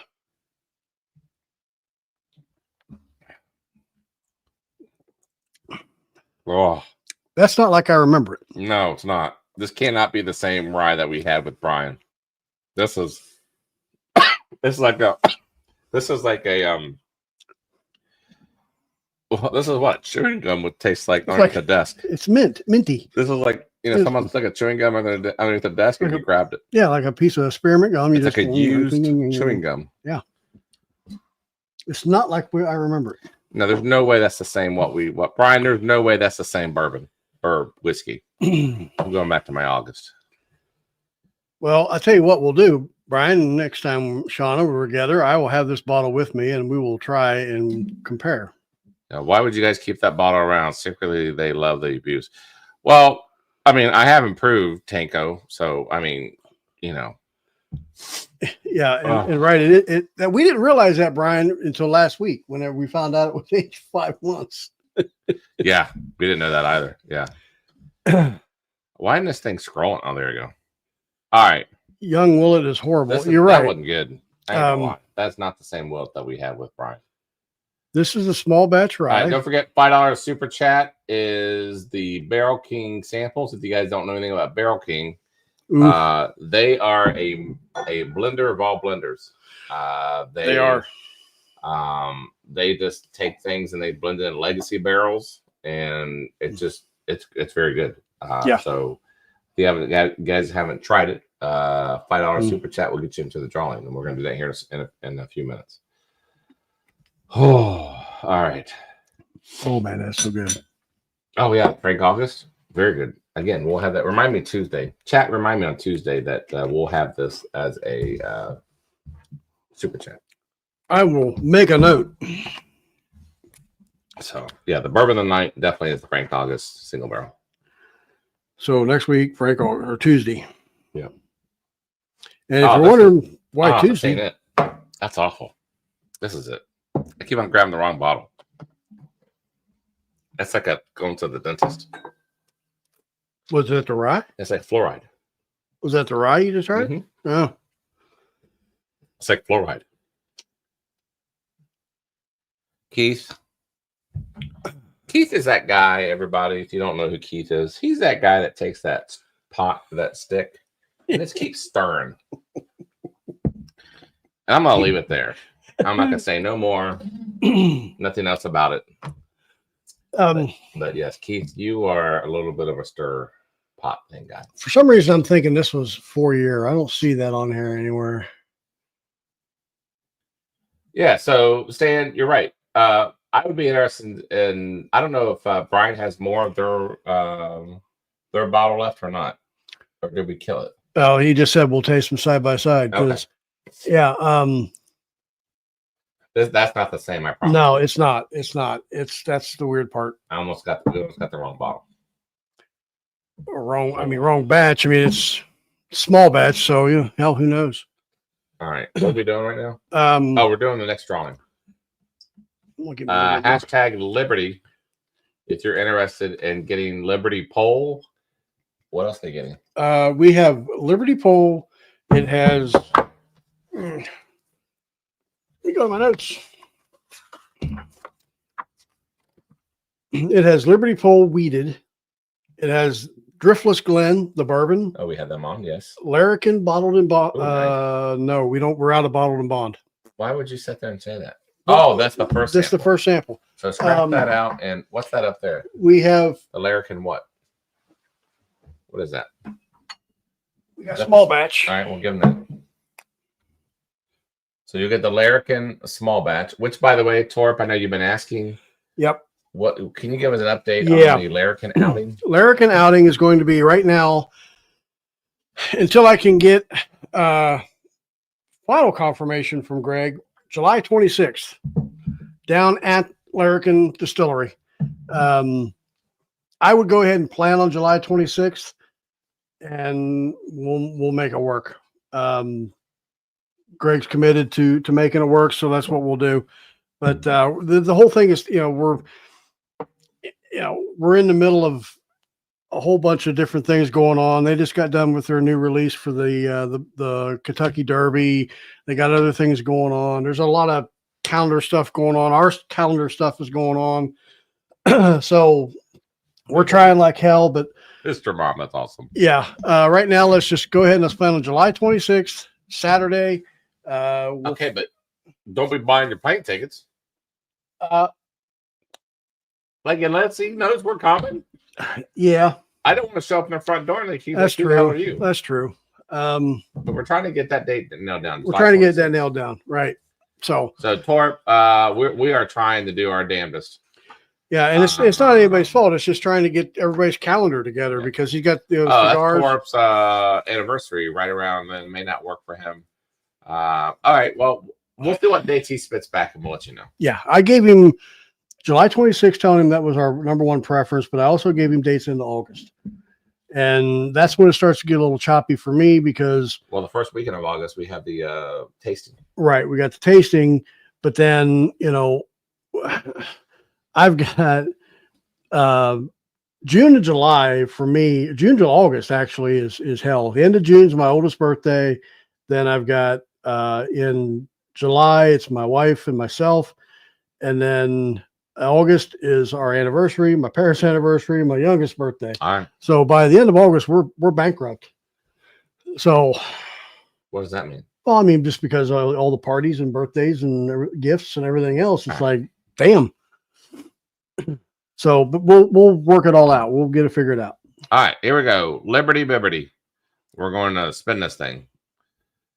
This is for basically round 2. Liberty Pole Weeded, Driftless Glen, Larrikin Small Batch, and the Kentucky Wild Cask.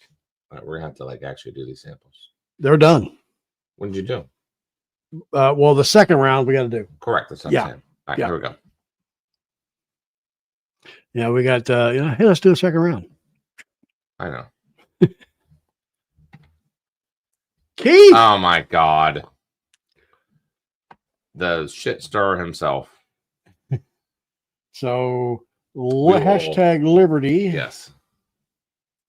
was Keith. Yes. Everybody knows that Jeff can't do Wednesdays because he's working on a kitchen that he worked on 2 months ago. Dude, I don't think I'm ever gonna get that damn kitchen done. I know. Congrats, Keith. Yep. Congrats, Keith. Shit. Now I'm pulling screens out and fixing screens, and Okay. yeah, that time of year. All right. And then let's start working. I'm gonna start working on the duck race for Yep. So the super chat. for every $5 super chat, you're going to get a round four samples of Barrel King. And we've got the different batches 70, 61, 77, 81, and 88. So, and they're all excellent. So that's that. Just a couple of things while we're going to fill the air here. Next Tuesday. Hold on. What are you doing? You're chewing on your dinner. He went and got my damn sandwich. Yes, he ate your sandwich. Damn. Taco Bell, here we come. No. No. Was it my sandwich? I think Weller just ate your sandwich. He just ate chicken teriyaki. No, it didn't. That was your wrapper. Oh. You scared me. So just some programming notes. This coming Tuesday, My Lemon Green, maybe Heather Green as well. Marlene's going to work that out, but it is a exclusive release announcement, I guess. They're releasing a new series or 2 bottles on Tuesday, and Marlene will be here to talk about them. We've got samples, and we'll be going through them and talking with her about those. On Thursday next week, let's see here. Borland, I'm sorry. We just ran the Liberty Bibberty thing. Sorry. The 29th, which is next Thursday, a week from today, we've got Mia Albal from formerly JT Mellick. Snoobaboo is just chatted. $5. Cool. Great. Thank you, Snoo Baboon. You know what it is? Is the lower caps, the bigger caps, the lower caps, that's messing my mind up. I see Snow Baboon Inc. Do you think BABOON. that's a company? I don't know. But so yeah, and then No.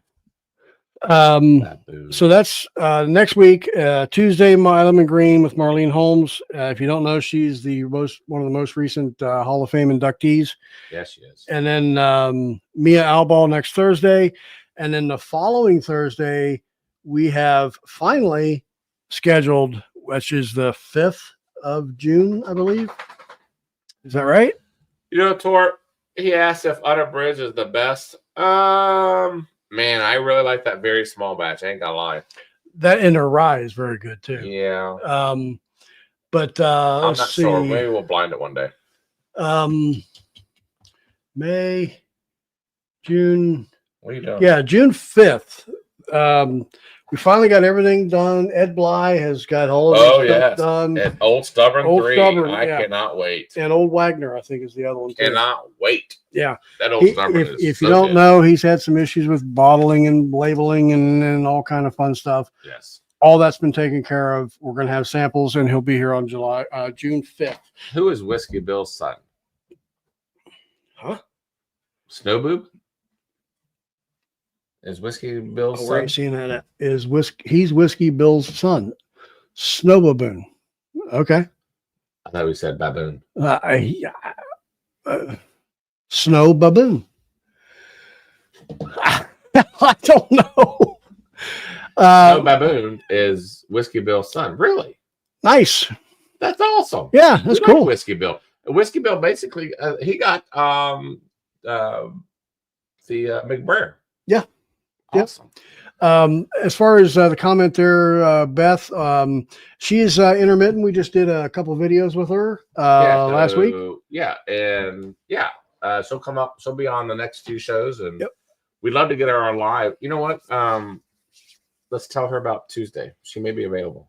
Yeah, that's right. Yeah, so let's invite her and see if you got to write in your book. You can't remember that? Shit. No. Well, come here, boy. I don't remember. You're wanted on camera. So we'll get with Beth for Tuesday. Yeah. Because she has never been available, And she wants to talk to Marlene. So that'd be great. Thank you, Torp, reminding us. We will ask Bessie. She'll come on. On Tuesday. She'd love and that. then we'll do a little bit of a trivia or a study group for Cast 529. I don't know what the subject is. They don't release that till Sunday. It's unfair. Why is that unfair? I don't know. Not enough time to prepare. Prepare. You're never on. I am. Dude, you are on once a month, and Brian will tell me about that. I had a little different reason. How about a show just Bob and Beth? Oh. Huh. What's wrong with this? You know what? I'd watch it. Oh, I would too, but I was on a. That's a great combination. Mm-hmm. I was on a Zoom call last night. Oh, here we go. Dude, you said you were gonna keep this a secret. No, there's parts of this I have to keep. Oh my God, this is where Jeff cannot keep a secret. No, there are parts of this I cannot. I'm not allowed, and I will never. Oh my God. We are going to be. This is what happens when you have alcohol. No. Yes, it is. Because you know what you told me last night before you start doing this? Hold on. Before you start saying what you're about to say, you said to me, hold on, just listen to me. You said, Charlie, and they talked to you, and this is through chat. So I call you, said, we cannot repeat this. That's how you started the conversation. There was portions of that conversation. That's not what you said. You said the whole entire conversation we cannot repeat. Portions of the conversation. And I said, I'm not the problem. I said, you are the Chatty Cathy doll. You get a few drinks in you, and you start blabbing like a Chatty Cathy doll. Here's the thing. All right, here we go, people. This is supposed to be a secret. No, this is not a secret. Yeah, this part is not a secret. Dude, we have not nailed down anything. Why do you do this? You jinx us. No, this part is out there now. No, it's not. It is out there now. No, it's not. Yes, it is. No, it's not. If you are on Facebook, here we go. Go to Facebook and share a screen. I'm going to show this to you. I'm not going on my Facebook account. Okay. You don't want to see my feed. If you are, if you're on Facebook, go in and search your state allocated bourbon hunters. What? You're like Ohio allocated bourbon hunters. Right, I've never Kentucky. I know you and I haven't talked about this. This is the part that we didn't talk about. So check your state, Kentucky allocated bourbon hunters. There's Alabama, there's Michigan. These are all associated with the Big Bourbon Club. If you know Steve Higdon, he's a great friend of the show. That's what I'm saying, Torp. What? Nothing. Let's move on. She has to drink fresh. No, he's all about your Alan Jackson comment. Oh, well, yeah. Dude, we are 50-50 on whether Alan Jackson is coming on. We have them coming on the show June 12th. We have his daughter coming on. His daughter and the owner and master distiller of the distillery. Alan is a 50-50 chance that he may or may He's already not. a member of a state already. Let's get to the crux of it. Right, because of his health. Anyway, so you go to these Facebook pages. They're individualized for the states. And I'm going to be a moderator for a couple of them. And there's several different people that are members of the Big Bourbon Club that are moderators. And what are you doing about it? You know, basically the whole thing is for your individual state, you know, what allocated bottles are out there. It's kind of like what we do a little bit now in Discord, but a little bit more centralized for just specifically for your state. And like I said, the Big Bourbon Club is the one that's doing this. That is a great organization. If you haven't checked it out, it's only like $15 a month and you get all kind of great access, and the app and everything else is fantastic. So I would highly recommend everybody check that out. Check out your state if you can. And then there are other things in the works that I cannot talk about that are very exciting, but those will be coming out soon. So, but I wanted to get that out there right now for the individual Facebook groups. So there, that's out. Which one is Andy? I don't really know what you just said. You weren't listening. You never listened to me. Yes, I do. No, you don't. You never. Yes, listen. I do. No, that's why you thought you were great during figuring out fresh. You never listened to me. Dude, I listen to you. It's just I drone. I know. You what? I drone. Drone. Drone on and on. What's that mean? You know how somebody just drones on. I don't know that. You never heard of droning on? Just kind of keep going. Just never shut up. No, you don't like. No, hold on. To be fair, you don't go like on and on where you like bore me. I'm not saying that at all. Listen. No, I just don't. Honestly, I'm one. Honest to God, if you say more than 3 sentences without taking a breath, I'm done. It's no offense to you. My attention span doesn't last that long. So you have to basically compact it into 3 sentences or less. And then I will understand what you're saying. Okay. But if you guys, I can show you the text messages that this dear friend over here has sent me. Kind of like Dick and Jane emails. You know. I know, but when you are like when I'm tuned in, when you are highly caffeinated, your text messages, I gotta sit there and spin it in order to get to the end. And I gotta be honest with you, I love you like a brother, but I don't read them. I'm just saying. Well, when you ask, why didn't you tell me? Read your fucking email. Okay. Hey, Tori mentioned about a Penelope cigar bust that hit Iowa today. Would you like to comment on that? Yeah, I've heard about it. I've seen some things about it, and we're expecting a bottle in the next week. There. Okay. Clayton Buchanan, hey, sleeping again. I know. Charlie sleeps. All right. Oh, we need to do our duck race. What the hell? I'm sorry. Let me make sure I got everybody in duck race. Yep. Last chance here. Every $5 super chat gets you in for 4 samples of Barrel King. All right, here we go. Here we go.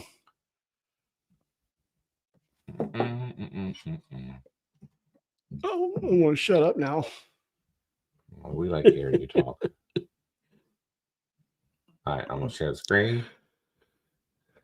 You can see Shauna. You can see Weller back here. At least he's not crop dusting us tonight. That's. Yeah. All right, you got to give me a number. 4. 1, 2, 3. You only doing it for 10 seconds. 10 seconds. What the fuck? Oh, I did. What? Oh. No.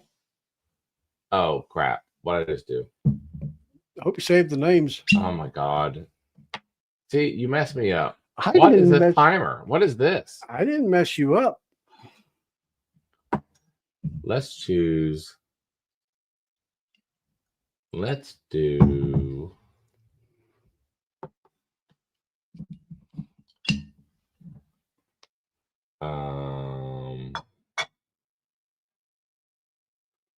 What do you want to do? Let's do the jellyfish. What the hell? Where's the jellyfish at? Right here?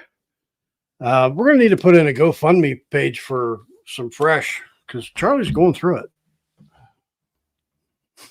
Whatever. All right, let me let's see here.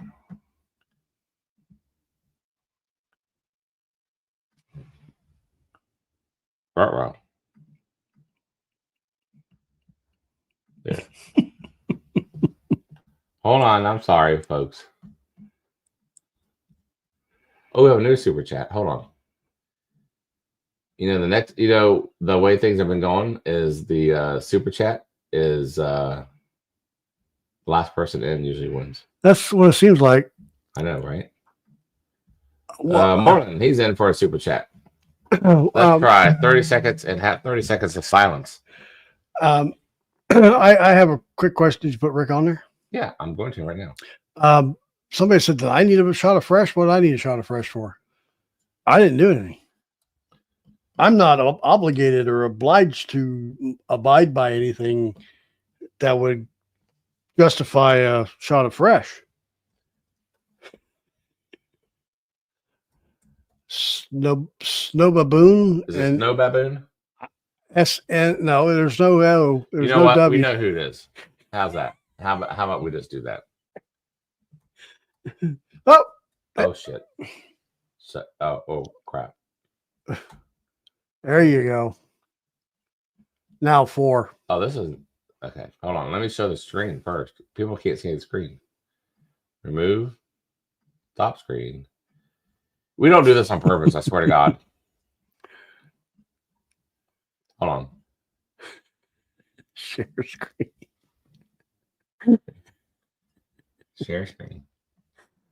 All right. Now you want to shuffle? Hold on. Let me make sure.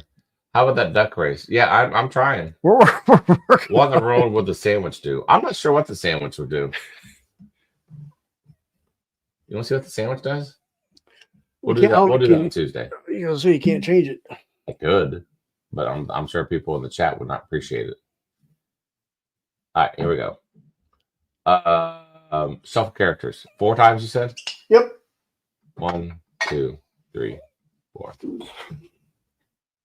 Turn this crap off. Here we go. This is kind of disturbing, if I'm being honest. I'm just saying. There's your fresh. What did I do? You did twice now. Brian caught you on the other. You know what? Brian can just, zip it. Well, hey, he said the S word. More fresh. There you go. See, you said S Even word. Clayton said fresh. You guys, I love you guys, but I mean. I don't understand, Alan. What did I need one for the F word? I'll drink this stupid thing. Why do you pour so much? That was 2. That's this 2. Is worth 2? That's worth 2. Oh. Oh, God bless Almighty. Fuck. Oh! No. You know what? I'm allowed to cuss during fresh. I'm sorry.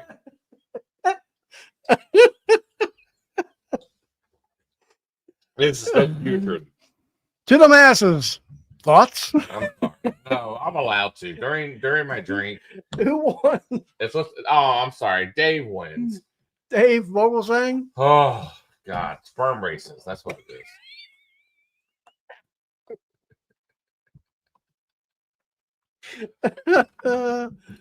That's just, I mean, that doesn't get any better. So Dave Vogelsang won the premium pour. I know. Nice. I know. We'll send it to him. He's already getting a nice little premium pour from Deep Purple. Congrats. So you're getting 4 samples.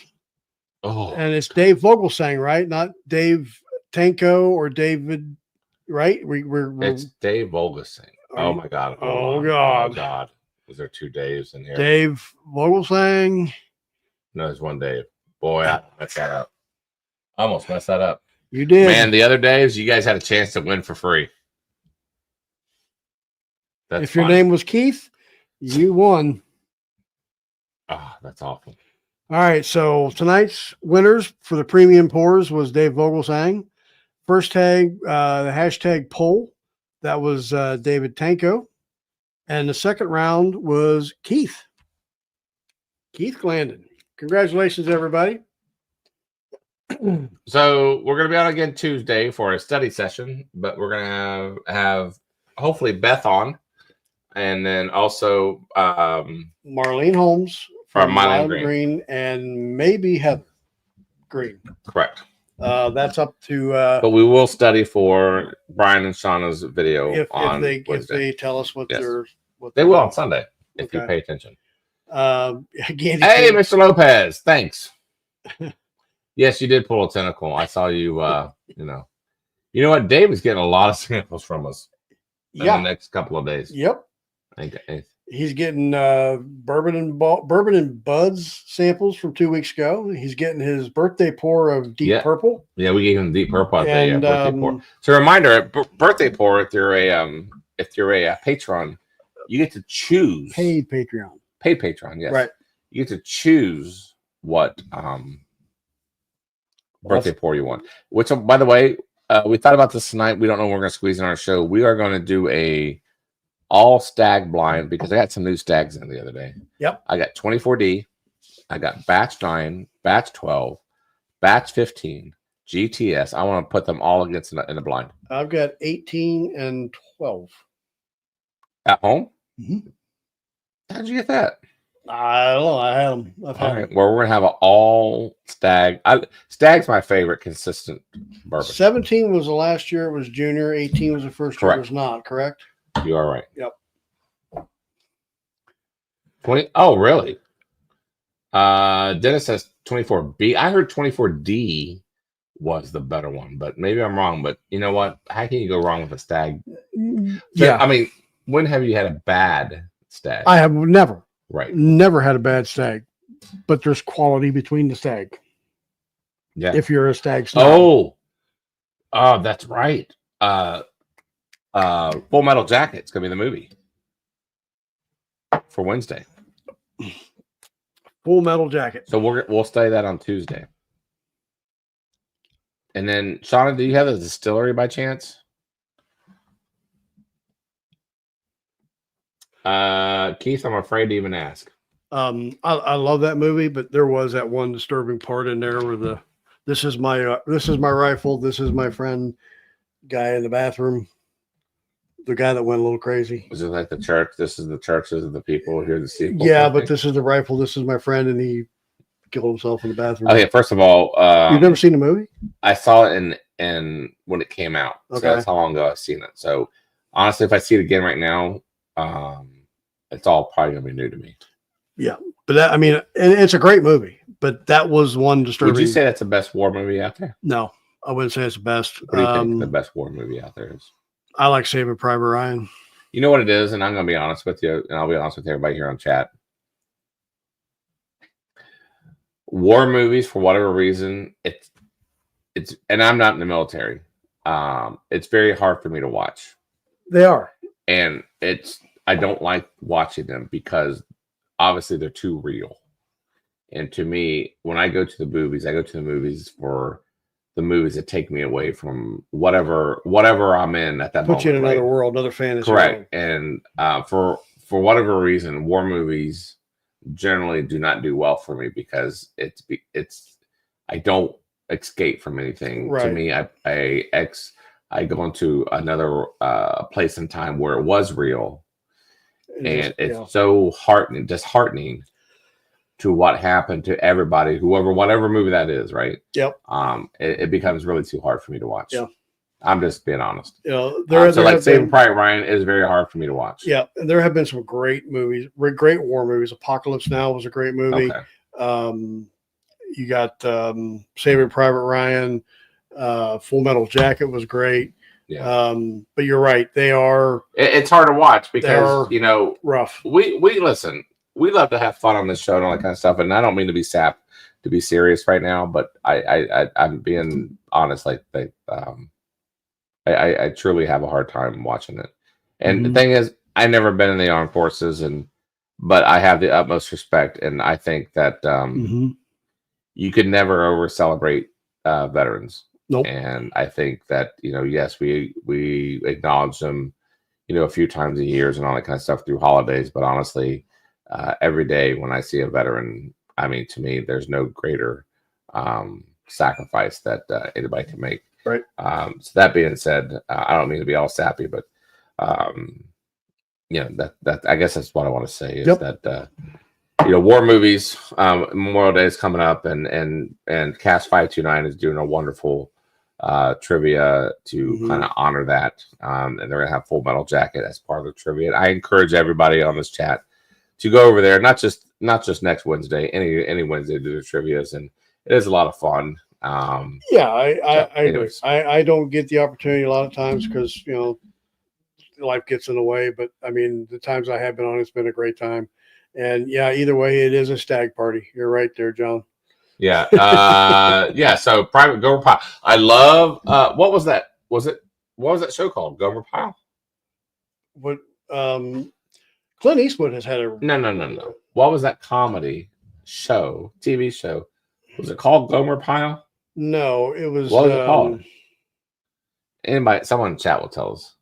Now that was funny. Yeah.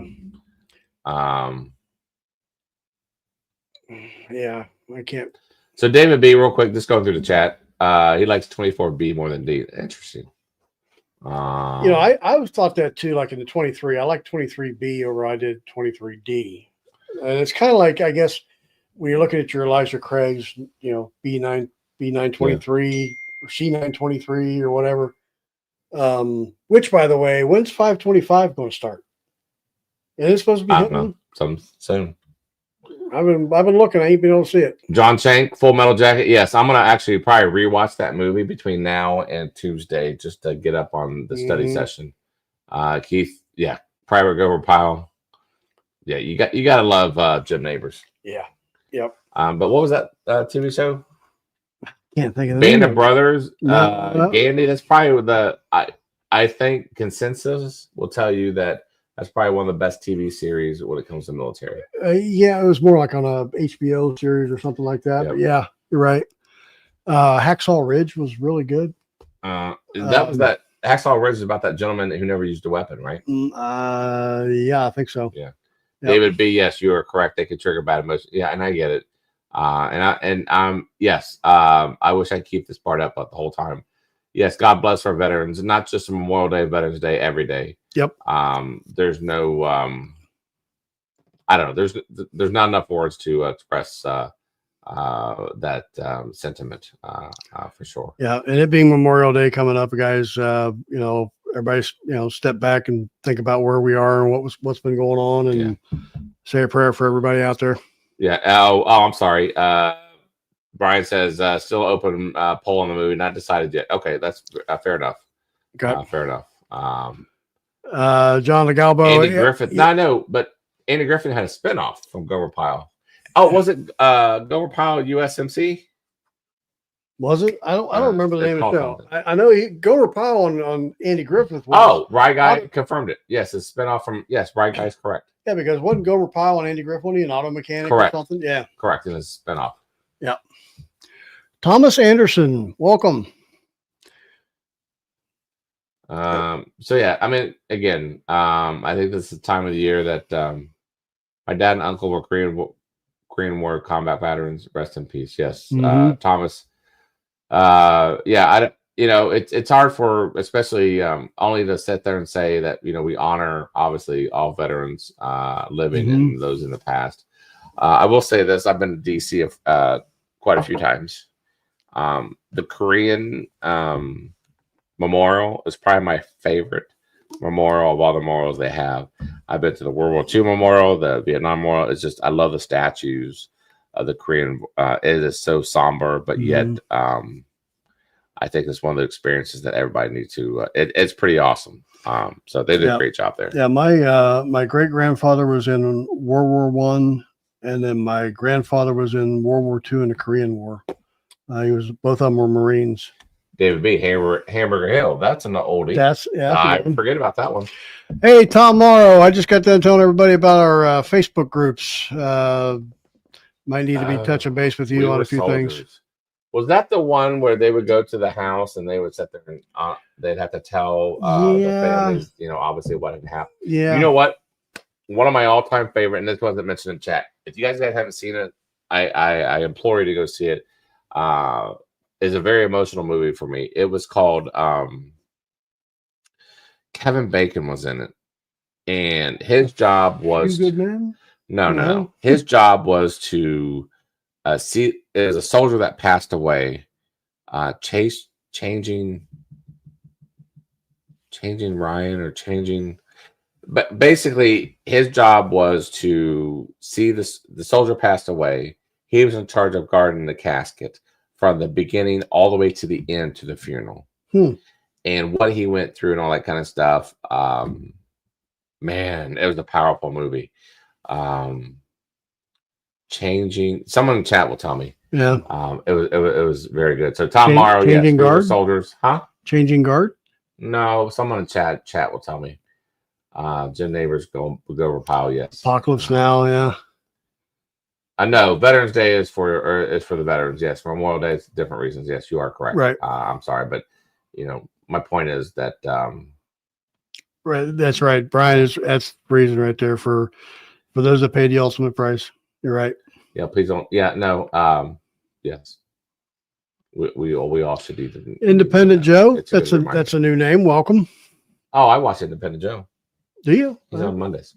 Oh, well, welcome. So yes, go vote for the movie choice on Discord. I don't mean to get off topic, but quite frankly, we're not always bourbon. I like to talk about things that aren't always bourbon, because we have different lives, and it's good about talk about other things. So yeah, and we the other part of our name is sports. We don't really right now. A lot of things aren't going on. With sports wise. If you're the NBA, you like that thing going on. Take a chance. That's what Take a Dennis. chance? Yeah, Okay. I implore anybody to go see that. That is a powerful, powerful movie. Yeah. It not that you need perspective in your life, but it's good to have perspective in Mm-hmm. your life. But man, that was an emotional movie for me. Man, it was great. It was absolutely great. Anyways, But yeah, like I said, balls. That's our. Some people look at that and go, oh, it's with a Z, and the reference is for sports. And we during the mostly the football season is when we really start getting into that. But right now we got basketball, NBA playoffs. well, the Fever just won a game tonight, so that means they're 2-1. Boy, let me just say, not to switch topics, I think we probably need to just to kind of lighten things up a little bit. Angel Reese, that girl's riding the coattails. She needs to be thankful that Caitlin Clark is in the WNBA, because if it wasn't for her, they wouldn't have what they have. So go tread lightly, my friend. Okay. I'm just saying. All right. So let's talk about Pete Rose. Well, let's talk about Pete Rose. He should be in the Hall of Fame, and Yeah. I don't think you're going to have anybody dispute that. I hate the fact that they dicked around and waited until after he was gone. But again, he never apologized for what he did. He never. I just don't think Fred Manfred wanted Pete Rose to be on that podium to talk about baseball. Yeah. So they did that after he had passed, unfortunately. So Tom Morrow, yes, you are correct. Taking chance. I think they're 2-1. They're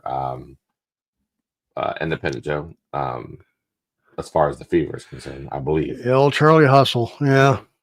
If you're familiar with Pete, over the west side of Cincinnati, they just dedicated that field over there for him. So John Shank, I would love to talk more. We don't do enough, especially right now, this time of the year.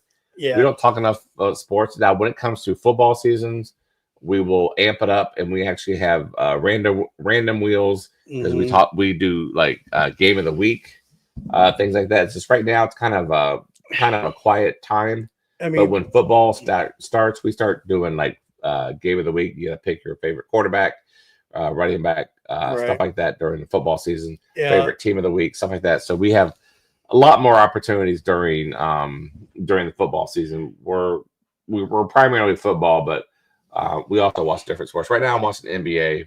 See, I just don't get into the NBA. I know, but I do know the right Celtics. now. My Celtics got beat. I do know that. this is the second year that I've now followed, and I'm like a lot of people. I watch WNBA because of Caitlin Clark, and it's become interesting. And I think women's sports are very important to what we do. So that's good for the sport. Mm-hmm. So right now it's kind of in that phase where we're kind of baseball. We have the Cincinnati Reds here, so unfortunately, we have the Cincinnati Reds here. And by the time we get to talk about baseball, they're not 2-1. They're 1. Okay, all right. By the time we get to talk about baseball and scores and whatnot, by the time we come on, you guys already have seen it. So there's Independent Joe is, by the way, just a reminder, he's on Monday nights. I watch him when I can. It's a good show. I like it. There's a few shows out there that I kind of stick to on Mondays. Yes, Independent Joe. Tuesdays I go. Let's do this real quick. This is my show schedule for the week. Okay. Mondays I do Independent Joe when I can. That's primarily new to me right now in the last 2 or 3 weeks, and I like watching that. Tuesdays I do 21090 when I can, and these are all when I can. Wednesdays I do Cast 529 for sure. Thursdays we're here tonight. Saturdays I do Baker's. However, Frontier Whiskey, I think they're called. They're a newer channel. Those seem like some good people, and they came from a suggestion from Brian and Shauna, and I subscribe to their Patreon. Those seem like some pretty good folks, like you want to have a beer with. Yeah. And then Sunday, usually Shauna and Brian, they do a 8 o'clock live stream. And then Live from the Patio, they're on almost every night. Yeah. And I don't quite get their schedule. If I see them on, I'll go on. I'm not sure it's consistent as far as days wise. What day was going on. More than likely you'll catch them on. Those are fantastic fellows. And I can't wait to see them hopefully down at the Spillway. And then on Thursdays, our pre-gamer is Whiskey Sippers. He's on Thursday nights as well at 6, I think. So John Shank, I got a buddy at work that's a Ravens fan. I don't know what you feel about Mr. Tucker being released, but you guys are the favorites going in. Ain't gonna lie, for the AFC North. Yeah, they got us Steelers number 2, Bengals 3rd, Browns 4th. Who does? No way. Yeah, they do. Who? The professional football. You don't even have a quarterback. You have no quarterback. I know, but we got it. They got us number 2. No. I don't get it. Yeah. Well, whoever did that is whatever. Mr. Richard J. March Madness paid off for me. Well, that's good. Pittsburgh Dad. Yes, I have. Actually, I'm talking with him. We're going to have him on the show. We're going to get a date for him. What the fudge? Have you ever seen the Pittsburgh Dad? I do. He's entertaining. He is freaking hilarious. I entertain. Hey, Independent Joe, we appreciate you. Monday nights to me, Independent Joe all the way. So, what's that? What do you mean by that, Stan? Because he's a Steeler fan. He is funny. Yeah. Unsportsmanlike. It's one of my favorite sports shows in the morning. Did you know? Hey, by the way, tomorrow is the last day for Around the Horn. Is it really? It's ending after tomorrow. Oh wow! So I'm sure they're gonna have a different format tomorrow. But Around the Horn. Remember, it used to. Well, it does. It leads into Pardon the Interruption, right? Which I love that show. Yeah. Yep. But tomorrow is the last show for Around the Horn. Wow, I didn't know that. Yeah. So after Baker's on Saturday, Northwest Bourbon is great. However, it's late. And I'm not up. And if you're ever on a Baker show, man, they go late anyway. Yeah. David B, 49er. Hey, Brock Purdy just signed that brand new contract. Hey, nice little contract, finally. Yeah.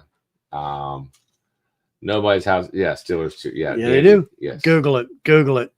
David B, yes, we do love the Bengals, buddy. We are a Bengals channel. So, but Brian's right. You know what? I rather lose 38-35 than 6-3. I'm just saying. But you lose. Yes, Pittsburgh go Bungles. No, I shouldn't even highlight that. I'm sorry that I even highlighted that. I want to use Steelers since Florida won. Oh, okay. All right, Detroit Browns, Shauna, come on, Browns. Thomas, if you know what, you're in a great position with Hutchinson's coming back next year. Is he? What's he going to be like though? I understand, but you get like 80% of him. Yeah. What Detroit and Philadelphia are doing, they were signing their own players. And Yeah. to me, But they're man, doing that was a great. horrific injury, and it's Yeah. going to be hard to come back from that. It'd be interesting to see how he does. Oh, he already knew about the talk. Really? Okay. All right. Mm-hmm. I already knew about the Tucker thing. It's another. But you guys are set. I'm not sure if your guys' offense will get you to the Super Bowl and win it. Steelers? No, Ravens. Oh, Ravens. It'll get you to win some games this season. I just don't know if it'll ever get you over the hump because, I mean, obviously Derrick Henry. This is a pass league offense. I don't know if that'll ever get you to the Super Bowl. That's all. That's all I'm saying. Yeah, they're tricky. I mean, they're a great team, but they just don't seem to have the oomph to get over the top. Gandy talks about no field goals like the Steelers. That's right. You're damn right. We'll win freaking games on just field goals alone. You guys are boring. You guys will win like 12-9. But Shauna says Browns on the way. What? I'm not. No one. No. David Tanko too. Wow, man. You know, guys got what, 6 quarterbacks? if you go on to like I think one of the sports betting places and you bet Shedeur Sanders wins MVP. No, listen to me. Wins MVP. The odds are so great. It's worth putting down a few bucks. I'm just saying. He probably won't even play. No, he's gonna play. He's gonna play. Hey, CA Scotty, happy Thursday to you, buddy. Your shipment's coming out to you, by the way. Jack Lambert. Yep, that's right. You know who Jack Lambert is? I heard of him. Who is he? You don't know who? I said I heard of him. Oh my God. Okay, explain to me. One of the meanest, nastiest freaking linebackers in the NFL. Presently? No, 70s. Okay, well, The green, the steel curtain, the 70s Super Bowls. see, I think I Mean Joe Green. I think I mean Joe Green in the Coca-Cola commercial. Jack Lambert was like a toothless, just badass. Sorry, Stan, yes, I hope Bengals do win it, but I think we're gonna be losing a lot of games in the high 30s. Justin Tucker. Yeah, yes, he's but you know what? I'm just saying. I think there's a lot of Justin Tuckers out there. Oh, I bet there are. It's just he's one of the few that have been exposed. ESPN has Steelers ranked 17. Okay, I'll buy that one. He's a brown eye now. I'm just saying. Rick Morton said Northwest Bourbon comes on late Thursday nights, but on first Saturday of the month, Mark has a special show. Okay, all right. And Northwest Bourbon, he's a veteran. I'm thinking of the same show. He's a pretty good dude. So Justin Tucker is now a brown, right? So we've got Justin Tucker. What? He's now a brown. What are you talking about? He got signed? Justin, yeah. When? Just recently, if I'm not mistaken. That's about right. He needs to go to the Browns. Why do you add 5 kickers to your team, Taco? I don't know what that is. Gady's been sipping on scotch tonight. Picked up a Glen Morangi. Oh yeah, that's. Andy, I'll tell you what. If you're a scotch lover, we had one tonight. I liked it a lot from Liberty Pole. Their peated rye I thought it was great. Hey, Brian says that he thinks that Sanders goes as number 2 quarterback, probably behind Flacco, and he becomes a number 3 week starter. You know what? I think he's correct. I think we're going to bring back Kenny Pickett, and Rudolph's going to get another dent in his head. And Sweet Lisa has been saying what I've been saying to people. Burrow is the new Marino. Yeah, he is. He's on a shit team. He's a hell of a quarterback, hell of an athlete. But he'll never win the Super Bowl. He'll never win a Super Bowl. No, I agree. I definitely agree. Yep. I'm with you on that one, Sweet Lisa. So far, Strips is the leading poll for the Stripes. Stripes. That's a heck of a movie. You know, I haven't seen that since it came out. So, I mean, my memory's so gone from that. I need to watch it. Remember Meatballs? Yeah. Order me training, sir. Jack Lambert was a killer. Played on a broken leg. Really? Yeah. Man, he was a beast. Guys, he's in his 70s now. Oh, really? Doesn't look anything like he did back when he played, but yeah. I cannot believe we've been on for 2.5 hours. I know. It's great. Almost I'm sorry. 3. Are you guys watching? Oh, dude, the league. You ever seen that? No. Dude, that is the best fantasy football. That is it's vulgar, dude. It is on Netflix. It's so Really? great. I've never seen You it. gotta watch the league, dude. It is so vulgar. That is so great. Heartbreak Ridge. Oh, Heartbreak Ridge, yes. Clint Eastwood. Yep. Clint Eastwood was a badass. Yeah, highlight reel for Jack Lambert will just blow your mind. Really? Yeah. Yeah, Jack Lambert does have teeth. Yes. Okay. Yeah. But yeah, he is a beast. Oh man. All right. I don't know much about him. Man, I can't believe that. I mean, I think I heard of him. I'm just saying. You need to go watch the league. If you like fantasy I football. will. Yeah, I have never heard of that show. Yeah, they go for the Sheba. It's amazing that this show could have been aired. It's hardcore vulgar to where it's like almost like you're surprised that it was even aired. Wow. Now there's no like nudity, at least I don't think there is, but it's pretty vulgar. It's pretty awesome. I love it. Wow. I'm gonna have me another one of these. That's great. I already had a couple pours. Guys, this is the longest show we've ever done. I'm glad you guys hung out. Yeah. I apologize for running so long, but we got on a sports tangent. Yeah, so It's hard to get everything in. We got so much we want to talk about. It's just hard to get it all in the time that we do. Yeah, it really is. So, hold on. This Jack Lambert thing is like taking on. I'm telling you, man. Yeah. All right, I'm gonna Google Jack Lambert tonight when I go to bed, as far as on YouTube and watch some highlight reels. You're going to be, Okay. It's kind of like James Harrison. Hey, Collinsworth was a good wide receiver. Don't even. All right, guys and gals, we love you guys hanging out. We do, and we will. I wish we would talk more sports. I really wish we get away from it too much. Well, like I said, we just get too much going on, and it's like trivia. We'd love to do trivia again, but we can't do it. And we, if the direction that we're going from the direction of what you guys are telling us, you like the distillery interviews that we do. That's our niche. That's what we do. Yeah, but come fall, we will concentrate on football. We will get more into the sports once the fall season starts. But this kind of where things are, unless we do 5 shows a week. We're not doing. It's hard. No wonder we just do. We're able to do one. Yeah. Yep. So, but we do appreciate you guys. Really do.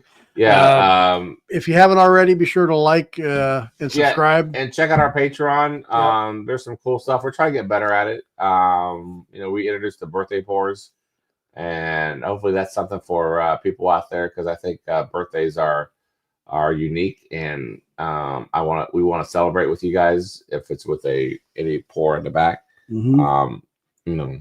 This is your guys' show, so as we guys grow, you guys benefit from it, especially on Patreon. Yeah. Man, they're still talking about Lambert. What the hell? I'm telling you.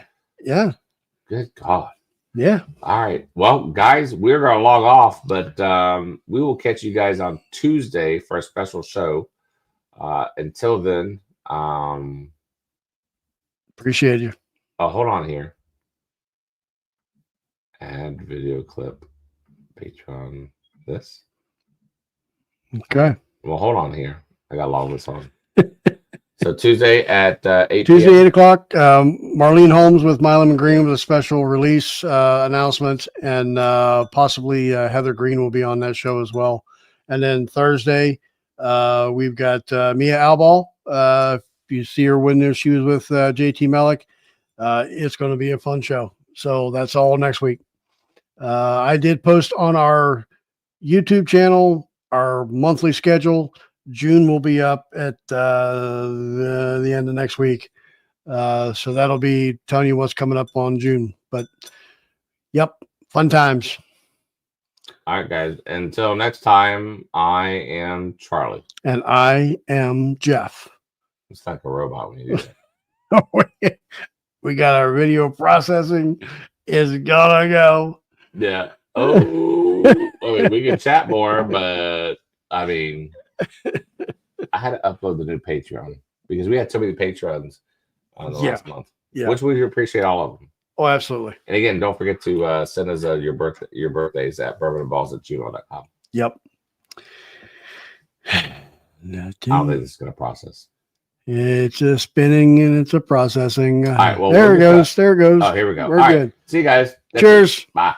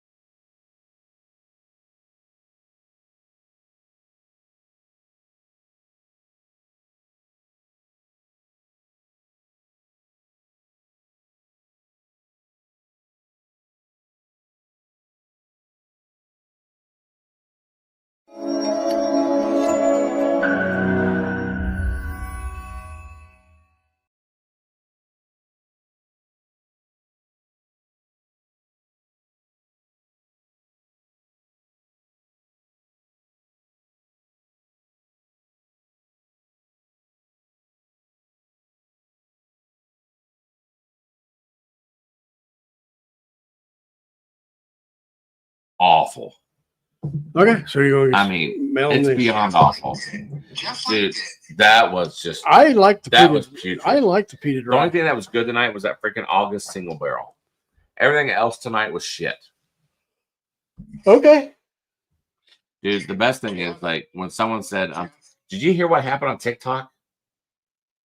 No. Some guy commented on him. Looked like he would. They said that Jeff looks like someone. Yeah. What looks like he went down on A snowman. Dude, that was the best fucking line ever. That's like, oh my God.